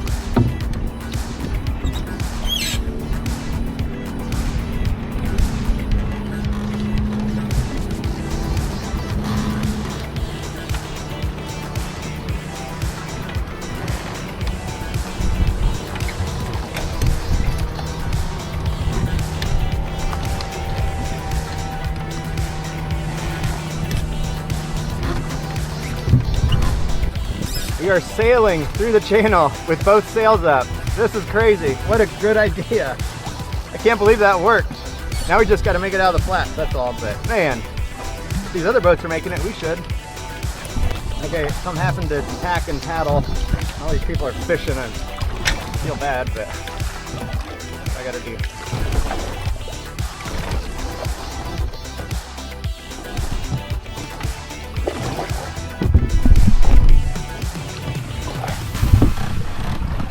Well, that was a little bit of work, physical effort getting through there. A little frustrating with all the boats going through there, trying to weave through and not be in anybody's way. But we're out and we're headed to Chokoloskee area. Not directly, but we'll have to tack over there. But way better than going around because it's only 1:45. So I think I saved a couple hours by doing that. So if you're watching these videos to see if you want to do the Everglades Challenge, Blind Pass, you can do it. It's not easy, but you can do it. If the winds don't change, we have about 20 miles of sitting just like this. We are on course to the Chokoloskee Pass inlet, like dead on. It's just 22 miles away. So we just sit and ride. We're going two knots, so it'll take a long time, but we'll get there. 10 hours from now, we'll get there. Oh, so we're running 3 to 3.5 right now. If we can maintain this, we can actually make high tide and get in there tonight by 10 o'clock. That would be awesome. We'll see how it all plays out. You'll know right now. Missed the show. So I put the double reefs in. And reefed the jib we were getting over 7 out here and it was getting really crazy. And I know we're supposed to turn right in here, so I'm trying to check the maps, which it doesn't really seem like it's pointing correctly from what I can visually see and what it's telling me, but I'm gonna go with the maps because, you know, it's a computer, it's smart. So I'm assuming there's a break right past this channel. It doesn't look like it's an island, but maybe it is. But anyway, if it's not, I got plenty of space to come back and go in this way. I see the channel marker, but everyone says wait for the rabbit. So I'm waiting for the rabbit and I'm gonna go in there. So this is an exciting checkpoint already, and we haven't even gotten in there.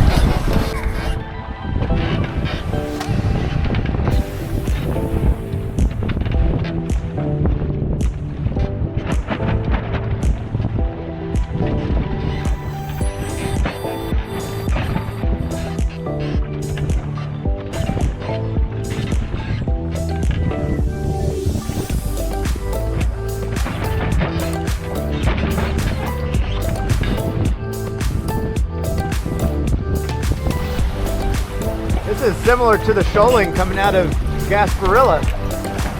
I don't know if it's normally like this. I don't remember people talking about it. I saw a lot of YouTube videos, but nobody mentioned anything about 3 or 4 foot rollers going into the path.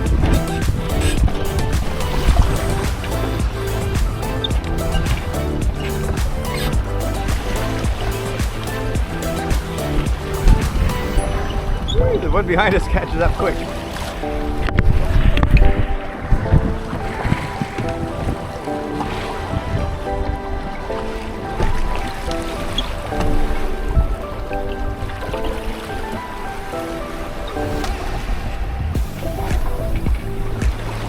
It's a roller coaster. At least they pulse like pretty nice.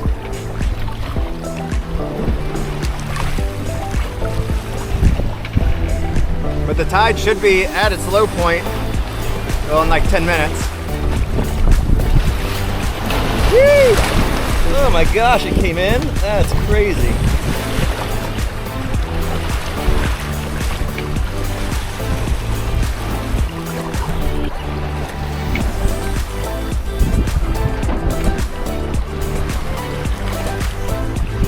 Never gotten swamped on this boat before. That was the first time. Wasn't a lot, just a little bit of water came in, but still.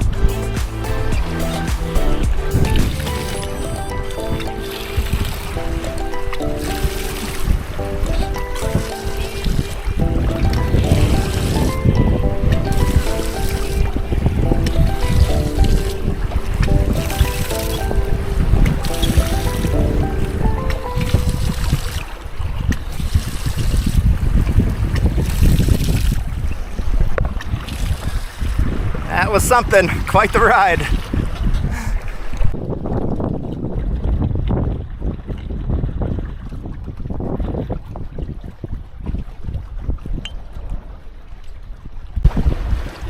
I don't know if you can see on shore, but my friend Brian and my dad are in the truck with the headlights on. They're shining out right at us. But the headlights are about to be behind a pole, and now you can see them again. But that's pretty cool, makes me happy. There we are, checkpoint 2. What a beautiful sight. Get on ground. It's 78 miles. Whew. That was a day.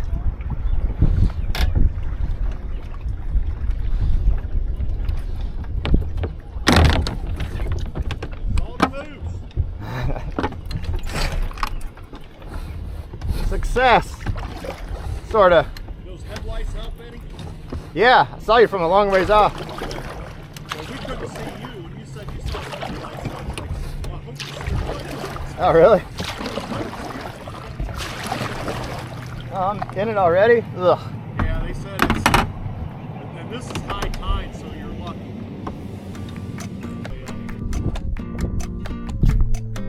All right, folks. So, thanks for watching day 3, was it? Day 4? We made it to Chokoloskee, and we're calling this a day. I will see you all in the next episode as we leave Chokoloskee right now and we make our way down to Flamingo. See you then. Okay, so tried to leave the bay and the wind's too strong. I can't get out. The storm's building and I can't sail out and I can't paddle out. So I gotta go back and anchor. We'll try this again and after the storm passes.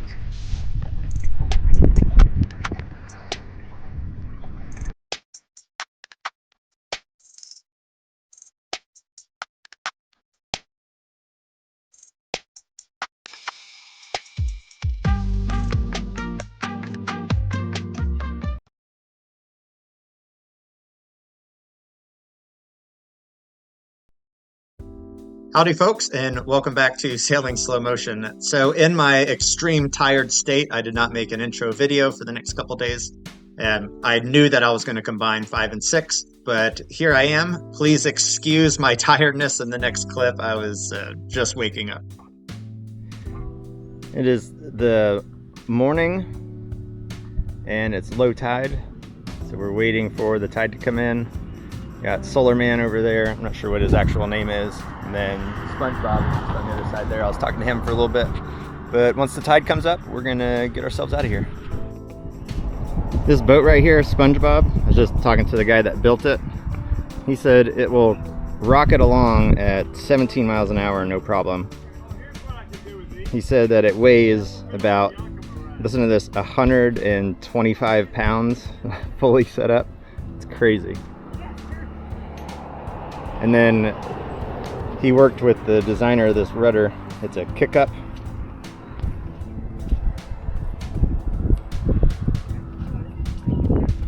But it's like a centerboard, so how it drops down, and then it's got the bungees to kick up if you hit something. Really cool design. He says it's just a wet ride, that's all. But our tide is coming in. Our boat's still high and dry, but won't be long now. There's 4 other boats coming in, and they're probably the last 4 that are gonna make it to the finish, just time-wise.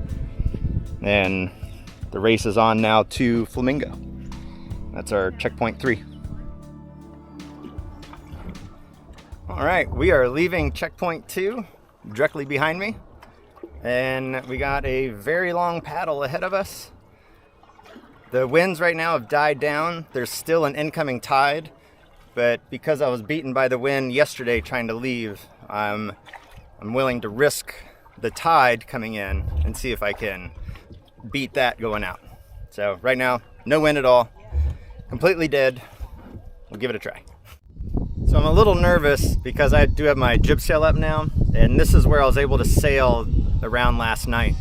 So I'm hoping that, well, I'm gonna have more visibility, so I should be able to tack when I come around the bend, which I couldn't do before. So it's all a fight, and I am going to push as hard as I can. Okay, we're losing wind in the sail, so I guess that could be good.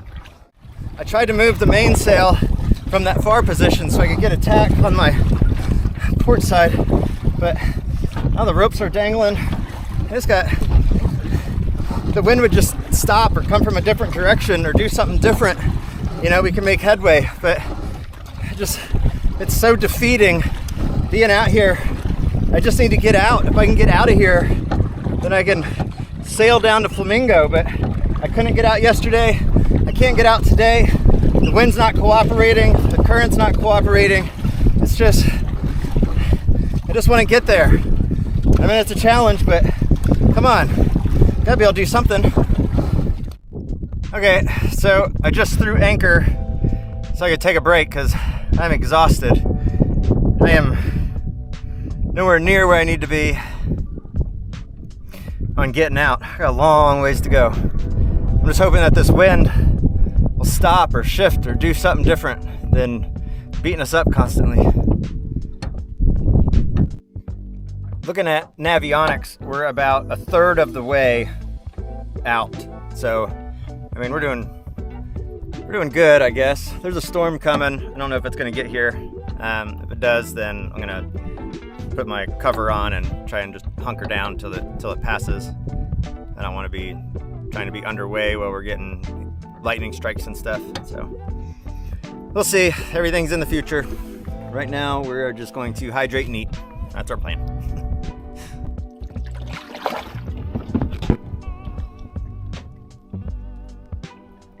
Just wanted to get a shot of the mangroves that we're passing by. I don't see any alligators in there, but you never know. Okay, so I don't want to skip out on it too much, but holy smokes, I just got my butt kicked, almost fell in the water. Should have had the camera rolling for that one. So I can see the exit is right there, but I couldn't get power to get over there. So I was like, well, I'll throw the sails up and I'll put a reef in just in case it's gross out there. Well, when I was trying to do that, the mainsail got all tangled, everything got tangled, and this is just a massive cluster here. But I didn't want to not show it just because I don't want you to think everything goes super nice and smooth, because it sure doesn't. A lot of times just getting beat up. So there's already waves here and we're still a good mile at least, but I can tack my way through, I think, and get us out of there. Once we're out of the channel, then we're good. Let me just point south.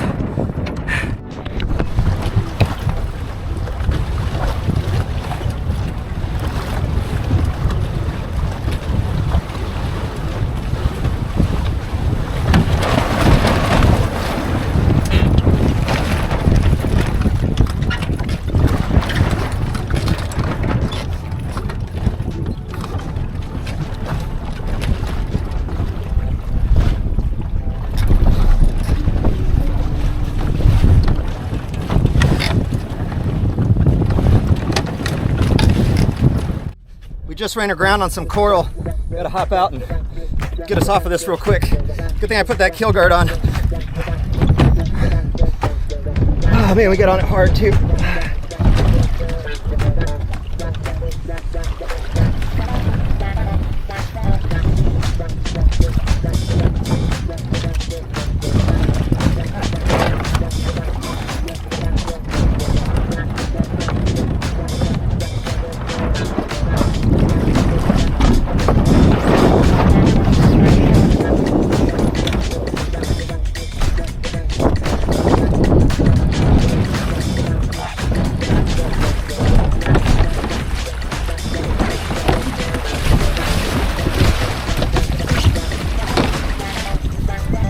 Holy cow, that was rough.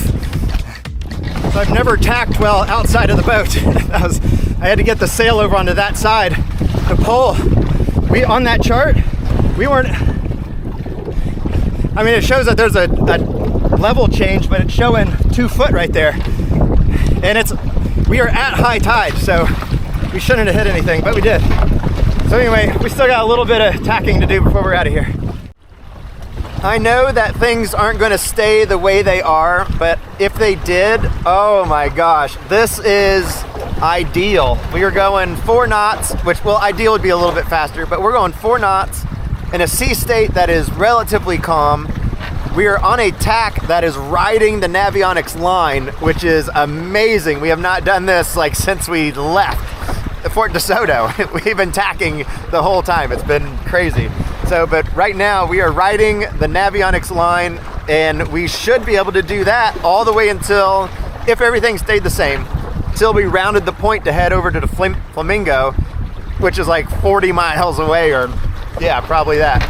So just wanted to come in and say I'm not really going to film much because there's nothing going on. All I'm doing is staying on the line on the screen and just enjoying the ride. Here, spin you around and show you.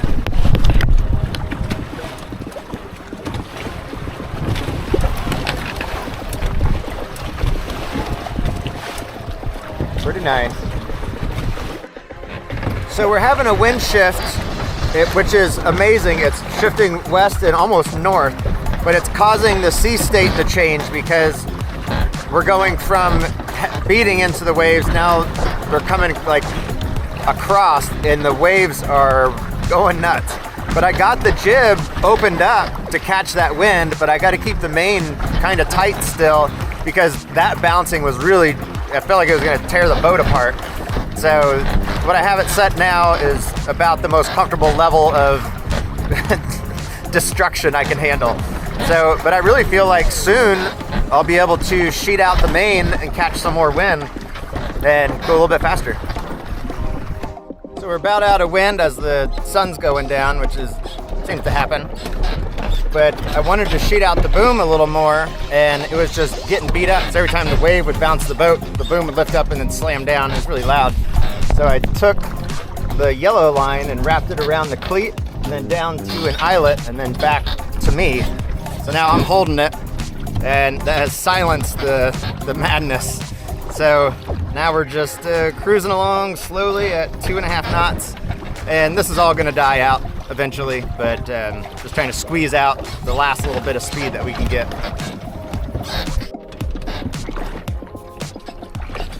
Okay, the sun is setting on day 5, but our day is far from over. We still have 40 miles to go, so it's gonna be a long one for sure. So I'm hoping that the calm, the lull doesn't last too long. And the reason why I decided to paddle is because there's nothing for reference out here. So middle of nowhere, I got my compass, obviously that's my reference point.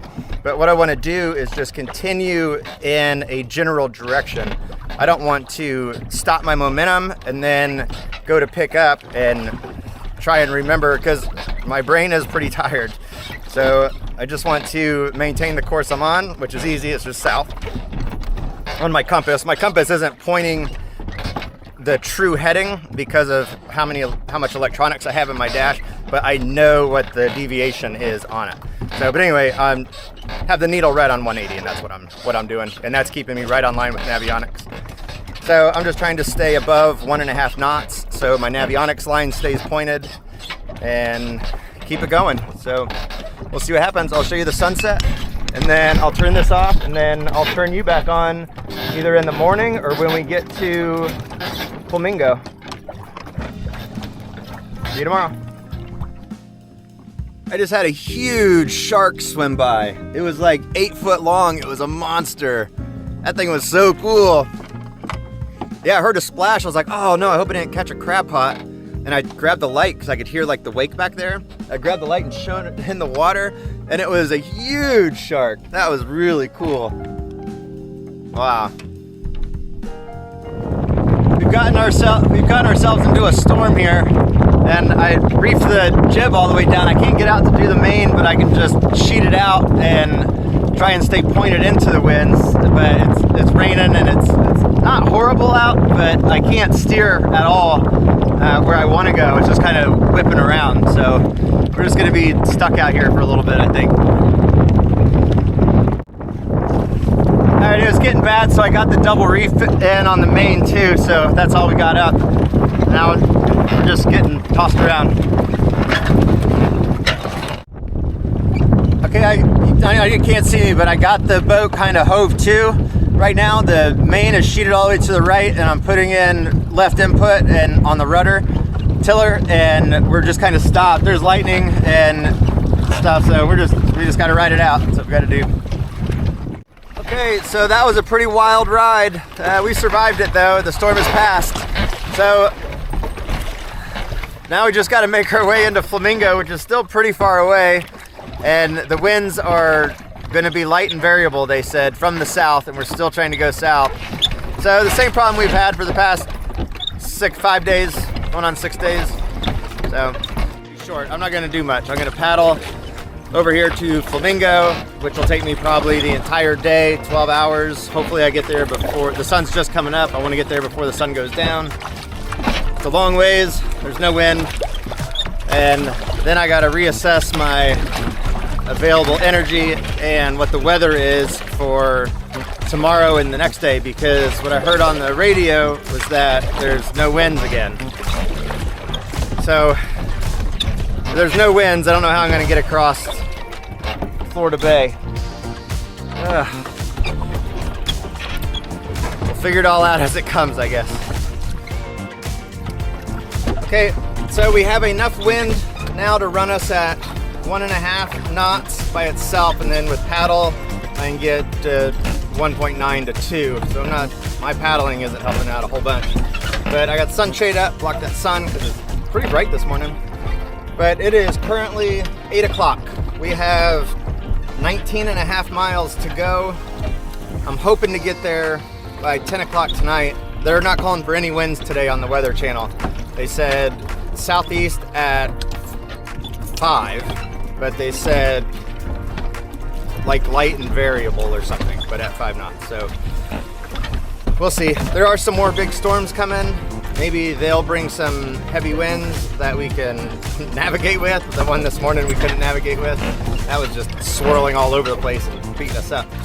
But hopefully we don't experience that one again. But today, we're just gonna press. Okay, so we did the same thing where we ran a preventer line to the boom right there. And that gives us a nice reach angle. And we're headed to that point up there. That's 4 miles away. And after that, we'll have 12 miles left. 14 miles left, sorry. And that's 14 miles to checkpoint 3. And then we still got another like 60 to go to Key Largo. So, but either way, we're getting pretty darn close. All right, we are 9.3 miles away and it is 11:30 a.m. So we should be okay to make it there. High tide's at like 1 or 1:30, something like that. We won't get, I don't think we'll get there at high tide, but we should get there like at the slack. So we should be pretty safe. We just need to just cruise on down there. We got actually favorable winds for about the first time on this whole trip. So hopefully they push us right along and get us down in there. This run up the bay has been about the most pleasant sailing we've had on the whole trip. It is just smooth. We're going 5 knots, winds directly behind us, the seas are calm. It is very peaceful and relaxing. I really needed this. My drive on this race, it was really going downhill pretty quick after that storm and getting spun around, and there was just a lot that wasn't going in our favor earlier today. Plus, we've been going for 25 hours now on this run. So I wasn't feeling real good, but it's all coming back.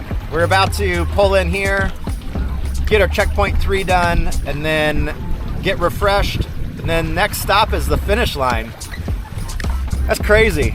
Everglades Challenge, and we will be pushing towards the finish with enough time to actually finish. That's wild, but pretty excited. All right, we are entering into the marina. Never been here before. I don't really know where to go. I think I'm just going to the left. Oh yeah, I see a boat right there. So, I guess I'll just tie up along the dock somewhere over there.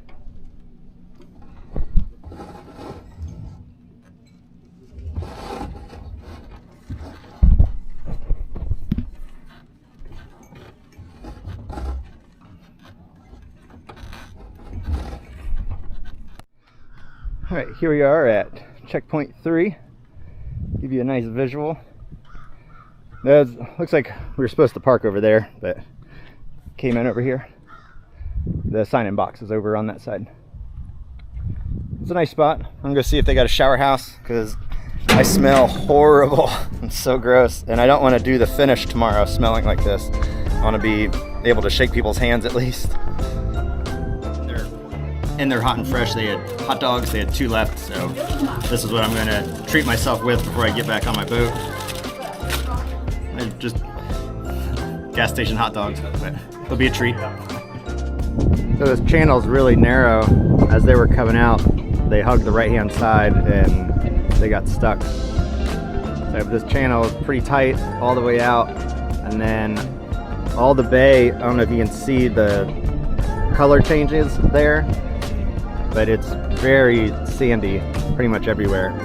So you gotta be really careful coming out of here and really follow your maps. Have a long ways to go. The plan is to just head south out of here and go all the way down to the intercoastal, which is a long ways, and the wind is kind of favorable, kind of not. So we'll see when we get out there. I'm gonna start with my mainsail up. So when I round the corner, it'll already be catching, and then I'll just adjust it for the angle. Then hopefully we can rock it out of the channel. We will see. Either that or we're going to get shoved into the sandbar. One of those two things will happen. So let's get this party started. I'm nervous.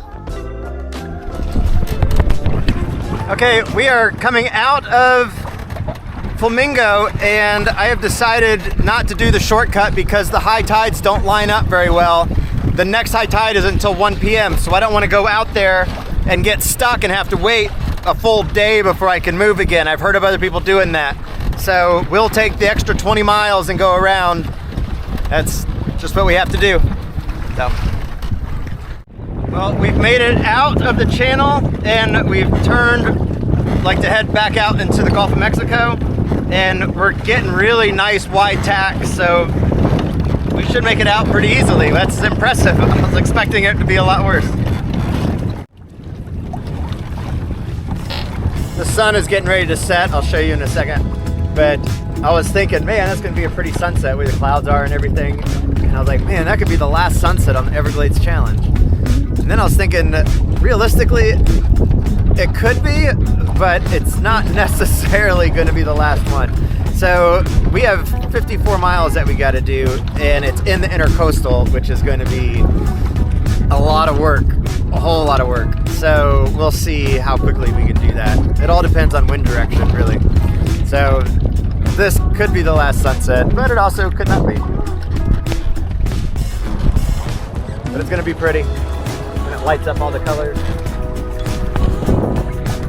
I'll show you here in a second. Look at that sun setting. Woo, it's gonna be a nice night.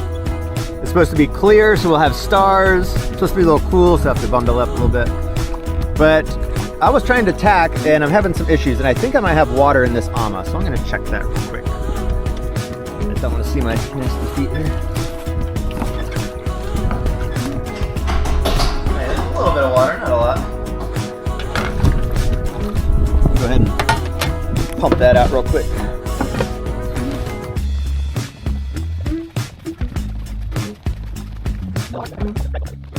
Earlier I was bringing the sail up, and it got caught on the handle that I just connected the camera to.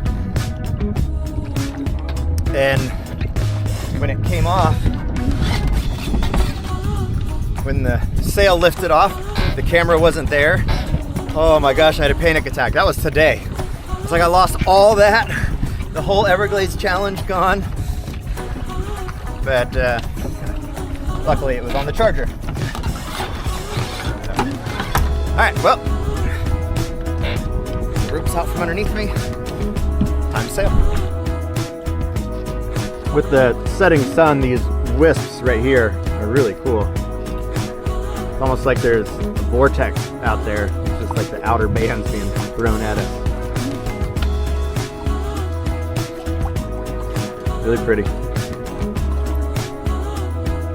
Now it's got the cool colors.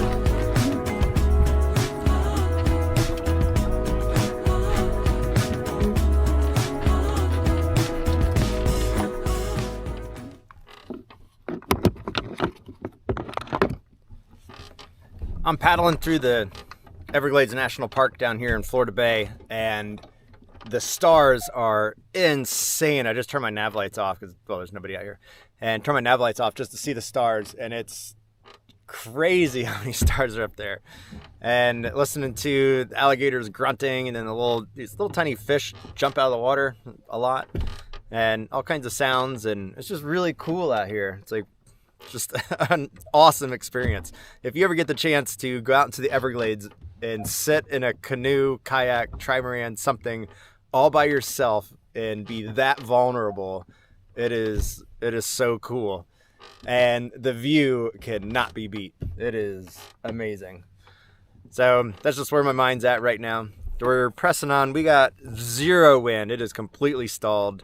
And we still got another about 10 miles to get out of the bay. So I'm paddling real slow. I'm kind of thinking it's pointless because we'll get out at, 2 or 3 in the morning, which that's just a lot of paddling. And that's not even good math. What time is it? It's 8:30, 8, 9, 10, 11, 12, 1, 2, 3, 4, 5. 6 in the morning. Oh my gosh. Yeah, 1 mile an hour. So I think it's best just to anchor and wait for wind. But right now I'm in a channel. I got channel markers, a green and a red one, that are pinging, so I need to get out of the channel. Something just bumped the, the boat. I just felt the vibration. All right, well, I'm going to try and paddle out of here and then see about dropping anchor and crashing out for a couple hours. I'm pretty tired. Real quick, without looking it up, I don't have any service out here, so I'm just gonna ask you. I'm sure I'll look it up later, but does anybody know why it gets dead calm at night, like right when the sun goes down? Is it thermodynamics or something? Like what causes, because it happened every single night out here, that you'd be sailing along and then the sun would set and then flat calm, nothing. So, or even just before the sun would set. So we're in that spot right now where it's just down here in the Everglades, it's like a very humid and sticky, stagnant air. And there's big things that roll around in the water out here. You know, the pythons and the alligators and all the other cool things. But oh, and the crocodiles. They had crocodiles at the marina. There's 2 of them that swim in there. All I saw was their little snouts, but it was pretty cool. The only place in the world that alligators and crocodiles live together, right here. So. All right, well, I'm gonna get to paddling again.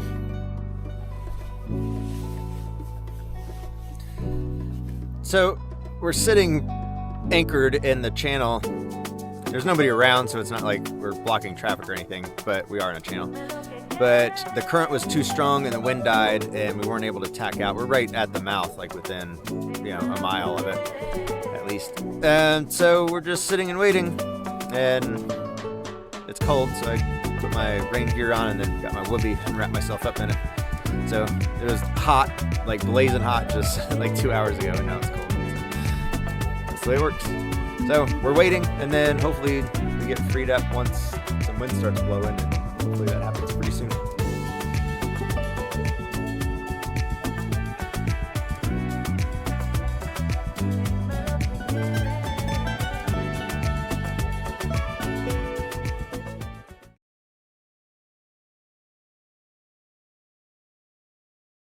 All right, we have a beautiful sunrise happening.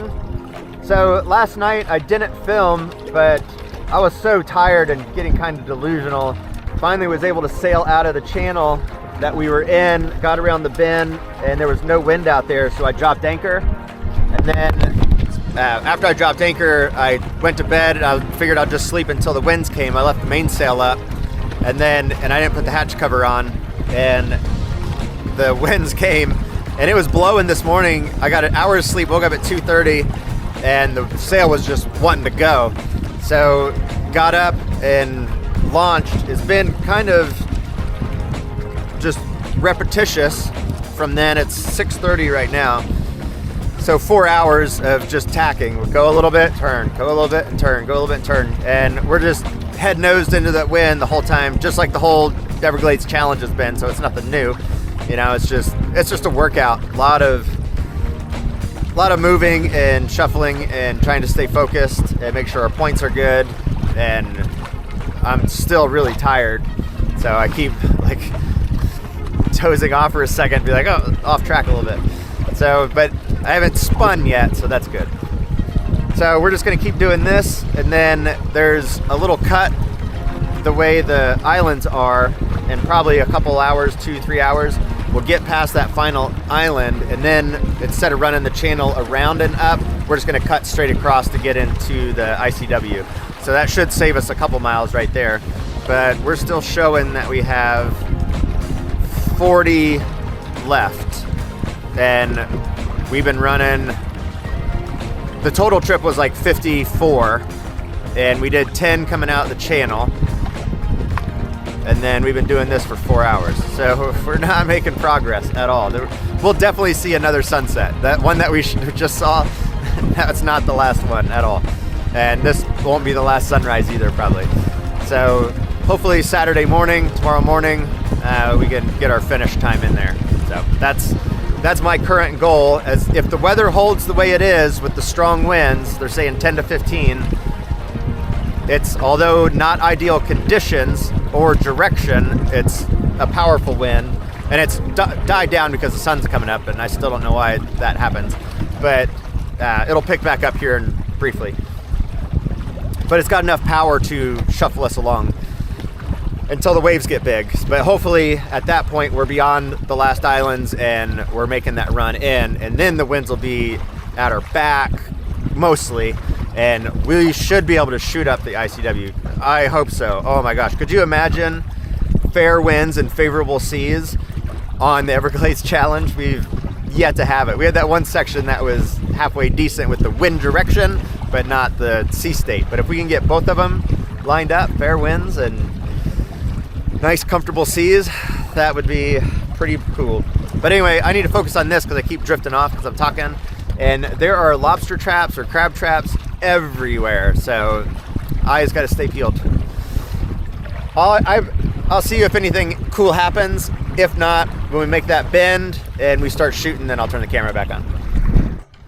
Now, I did want to say, a lot of people say that the Windrider 17 is not a good Everglades Challenge boat, and I would agree to that it's not a good Everglades Challenge boat, but it's way better, in my opinion, than the Hobie TIs. The Hobie TIs are great for this expedition right here, but this boat, the way I have it set up, it's like taking the RV out. I'm not worried about anything. I got everything I need. Anything I could want is in here. I have a big citronella candle just because I could. You know, like everything is here. It's safe. It can run through the roughest of waters. It's dry, except for that one broaching wave, which was pretty crazy. But yeah, I love this boat. But no, I don't think it's a good Everglades Challenge boat. But I will get a finish out of it. Hopefully it's before the cutoff time. But I have nowhere else to stop, so I got to go to the finish now. So this is Florida Bay, the bottom tip of Florida. Over to our right, where the keys are. You can see there's not another soul out here as far as you can see. Got the whole place to ourselves, just like last night. Beautiful day.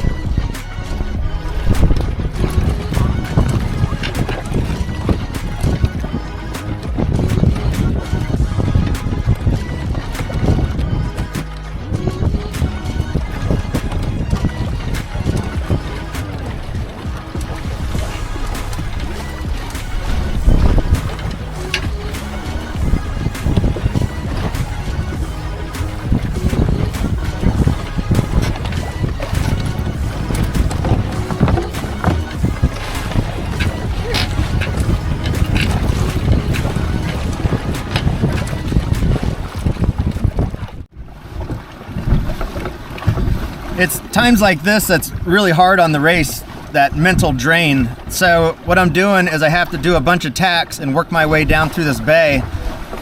But I know that once I get to the bottom of my tack, when I time this right, because I only have 2 more tacks, as if I can keep on that tack and talk on the camera too. But I got 2 more. It'll take me another hour to do these 2 tacks. But when I'm done, that final tack, when I turn, will be the bottom run of the ICW, and then the turn up to the finish is on a heading that I can maintain. So of course there's little channels and islands and things that I'll have to tack around, but for the most part, it's a sustainable tack. So as hard as this is and as frustrating as it is, I've been doing this since 2:30 in the morning, doing these tacks down and then these tacks over. I know that the end is so close, I can almost taste it. I can see it, it's on the screen, I can see the end. So at least the end of the continual tacking, because it's so hard to do, 10 miles this way. It's probably not 10 miles. Well, actually it is pretty close to it. So 10 miles over and then about 5 miles down, then 10 over and then 5 down, 10 over and 5 down, 10 over and 5 down, just repeatedly, constantly, and maintaining my angles so that I don't mess that up. And at the end I can vary a little bit, but yeah, it's been a rough day. I'm trying to stay positive because there's a very real possibility that we finish the Everglades Challenge today. which when I started this task, I wasn't sure that was even possible. I wanted to do it, of course, but I didn't know if I was actually capable, if I was a good enough sailor or a good enough survivalist to be able to do this kind of thing. But as it turns out, with the Windrider 17, it's a beast and it can handle anything. So all I had to do was go for the ride, pretty much. So, but this is the hard part. This is the mental struggle, and we're almost done. I was just looking at my tax, and it's 0.5 nautical miles, not 1 nautical mile on that little graph, so half that, 5 and like 2.5. But I'm also, what I'm doing with my tacks to pick my tack angle is I'm doing it based off of speed. So I know when I come across, like heading across the bay, I'm maintaining 5 knots, and then when I'm coming back to the channel, I'm maintaining 4 knots. And I think that's giving me the widest tack angle without giving up too much speed, because once you close that a little bit more, well, if you close it, you go way faster, but if you open it up more, you go way slower. So those speeds just seem to give me the most bang for the buck. So that's what I've been doing. My dad told me a story and I wanted to share, and this took place a long time ago with my grandparents, his parents. And they had come out to this general area, and they're major fishermen. They love to fish all the time. And they rented a boat and came out here. And this is pre-electronics, pre-GPS and everything. And they got lost, but I just want to show you what they had to work with on Horizon Point. You get a island over there. I see like a tower over there.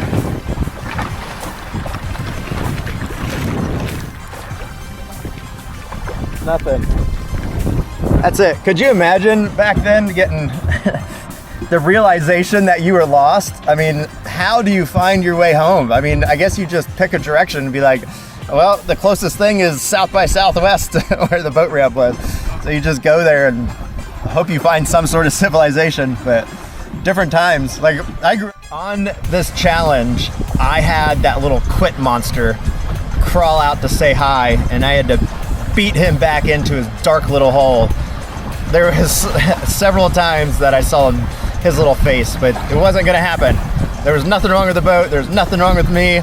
I mean, my wrist hurts. I got blisters on my feet. Like, there's definitely physical injuries, but nothing that isn't sustainable, you know? So there is no quit. Yeah. Well, the mast just popped off, so we gotta figure out what happened there, see if we can fix it.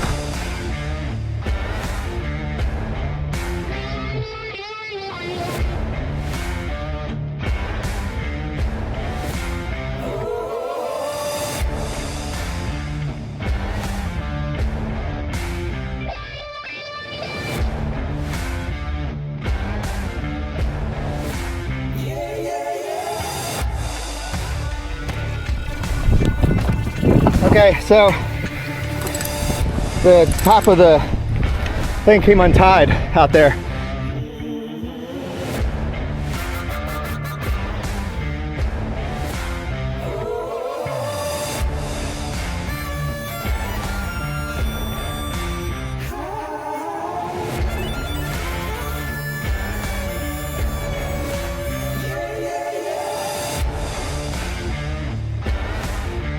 So I should be able to fix all this. It's bad, but it's not horrible. Okay, so I wanted to get everything secured best I could. So got the mast tied down. I was able to get the sails off, punched up the main and the spinnaker, or the jib rather. So now I just need to reattach it, which I actually think I can do. I've never done it, but I think I can get it to work with some extra rope and some leverage. So we'll see what I can do. When I'm ready, I'll turn the camera on and see what happens. Good news is the water isn't deep. Can't believe I haven't fallen in yet. So we got this tied up. It's a bowline on a bite, so it's 3 loops together tied on a bowline so it won't slip. It shouldn't break in the short time. We only got like 20 miles left. So maybe I'll tie one more on, just a little backup. had to readjust the cables. They got sprung real tight. That's good. The boom is off and separated. The jib is all rolled up, and then the ropes are coiled completely. So what I need to do is put the mast back on the step and then stand it up and hold it in place. So I ran this yellow cord from the rolling furl through an eyelet there so I can hold it so it doesn't slide up and down the mast. And then that will ride back and I'll cleat it off back there. So, and then once it's cleated, then I can attach the jib on the bottom. So I think we're good. Set the camera up, see if it'll, I don't want to lose it though. Yeah, I don't want to lose the camera, so I'm gonna set it back down in the cockpit because there's gonna be stuff all over the deck flopping around. So if it works, I'll show you. If not, you'll see me wet because I fill it. All right, you with me? All right, so we got it. Got the main up. The jib's not working because the topping lift is tangled. So it's just the topping lift for the boom is tangled around the rolling furl part on the top. So that is now no longer there. So, but all we're gonna do right now is see if it's saleable, and if it is, then we're do the last 20-30 miles, however long this is, and get us to a safe spot where we can work on it. Whew. Never a dull moment. This is a great day for sailing. I'm trying to put the camera inside the cubby. We're going 6 knots, and we have the whole bay to ourselves just to make that perfect tack angle. And we might not be making the best time, but we're definitely going the fastest we can go and having a good time out here. Well, I can't believe that we're moving. Like, we're actually moving, and we got one more tack to get into the channel, and our tack angle is still good. It's going to work. We're gonna get in the channel and be able to rip it all the way until we got to turn, and then we should be able to hold that tack angle. I don't know if we'll be able to make it through the ICW when we get up in there, but if I can get to land, if I can walk around this boat, I can fix this, and we could still finish tomorrow. I don't think we'll get it done today, but we could finish tomorrow. So this is the channel. Sorry for the wind noise, but see if I can block it a little bit. This is the channel. No markers, just Florida Bay. There's some land over there. I'm tempted to go over there and try and fix it, but I'm also running 5 knots, and I figure if I'm running 5 knots and there's no obstructions, I can keep pressing. And then see what happens. Well, nothing's made easy. We're in some pretty serious chop. Just trying to hold on, survive. We got 27 miles. Just trying to keep it on course with a lot of paddling. Look behind us, we're about to get our true final sunset. No matter what, because there's only 13 miles left.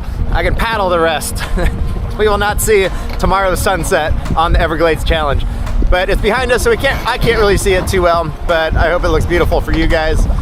And today has just really tested me on all aspects of how I handle stress and different situations, and just physically, mentally, I'm exhausted, and just watching these miles run down. I know the winds always calm down at the end of the day, like right when that sun sets, the air goes flat. So we'll see how close we get. I really don't want to paddle, but if we have to, we'll put the work in. I'm already tired. Everything I grab, like my hand holding the camera, is already cramping. So I've been pounding the waters since I've been sitting here. But, whew, what a trip. Oh, look at that. It is beautiful. See how long this wind holds out. That sunset is nice.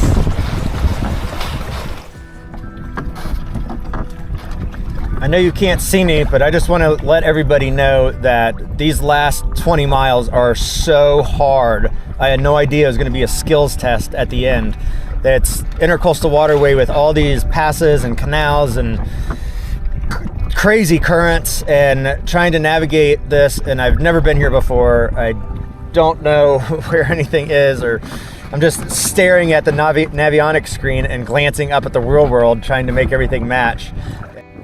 Oh my gosh, folks, it's up ahead, the finish line for the Florida Everglades Challenge, 300 miles through swamps and oceans and canals and everything you could think of. I cannot believe it. Woo! That's crazy. What a journey. My life has been changed. That was awesome. Now I just got to get in here without running into any of the boats that are moored.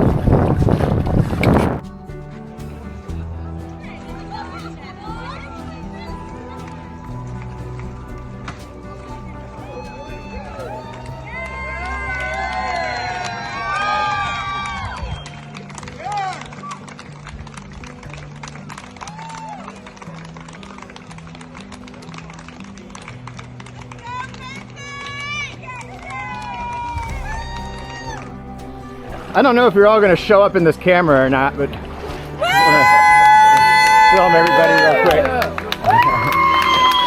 There's a ton of people here. Crazy. That's awesome.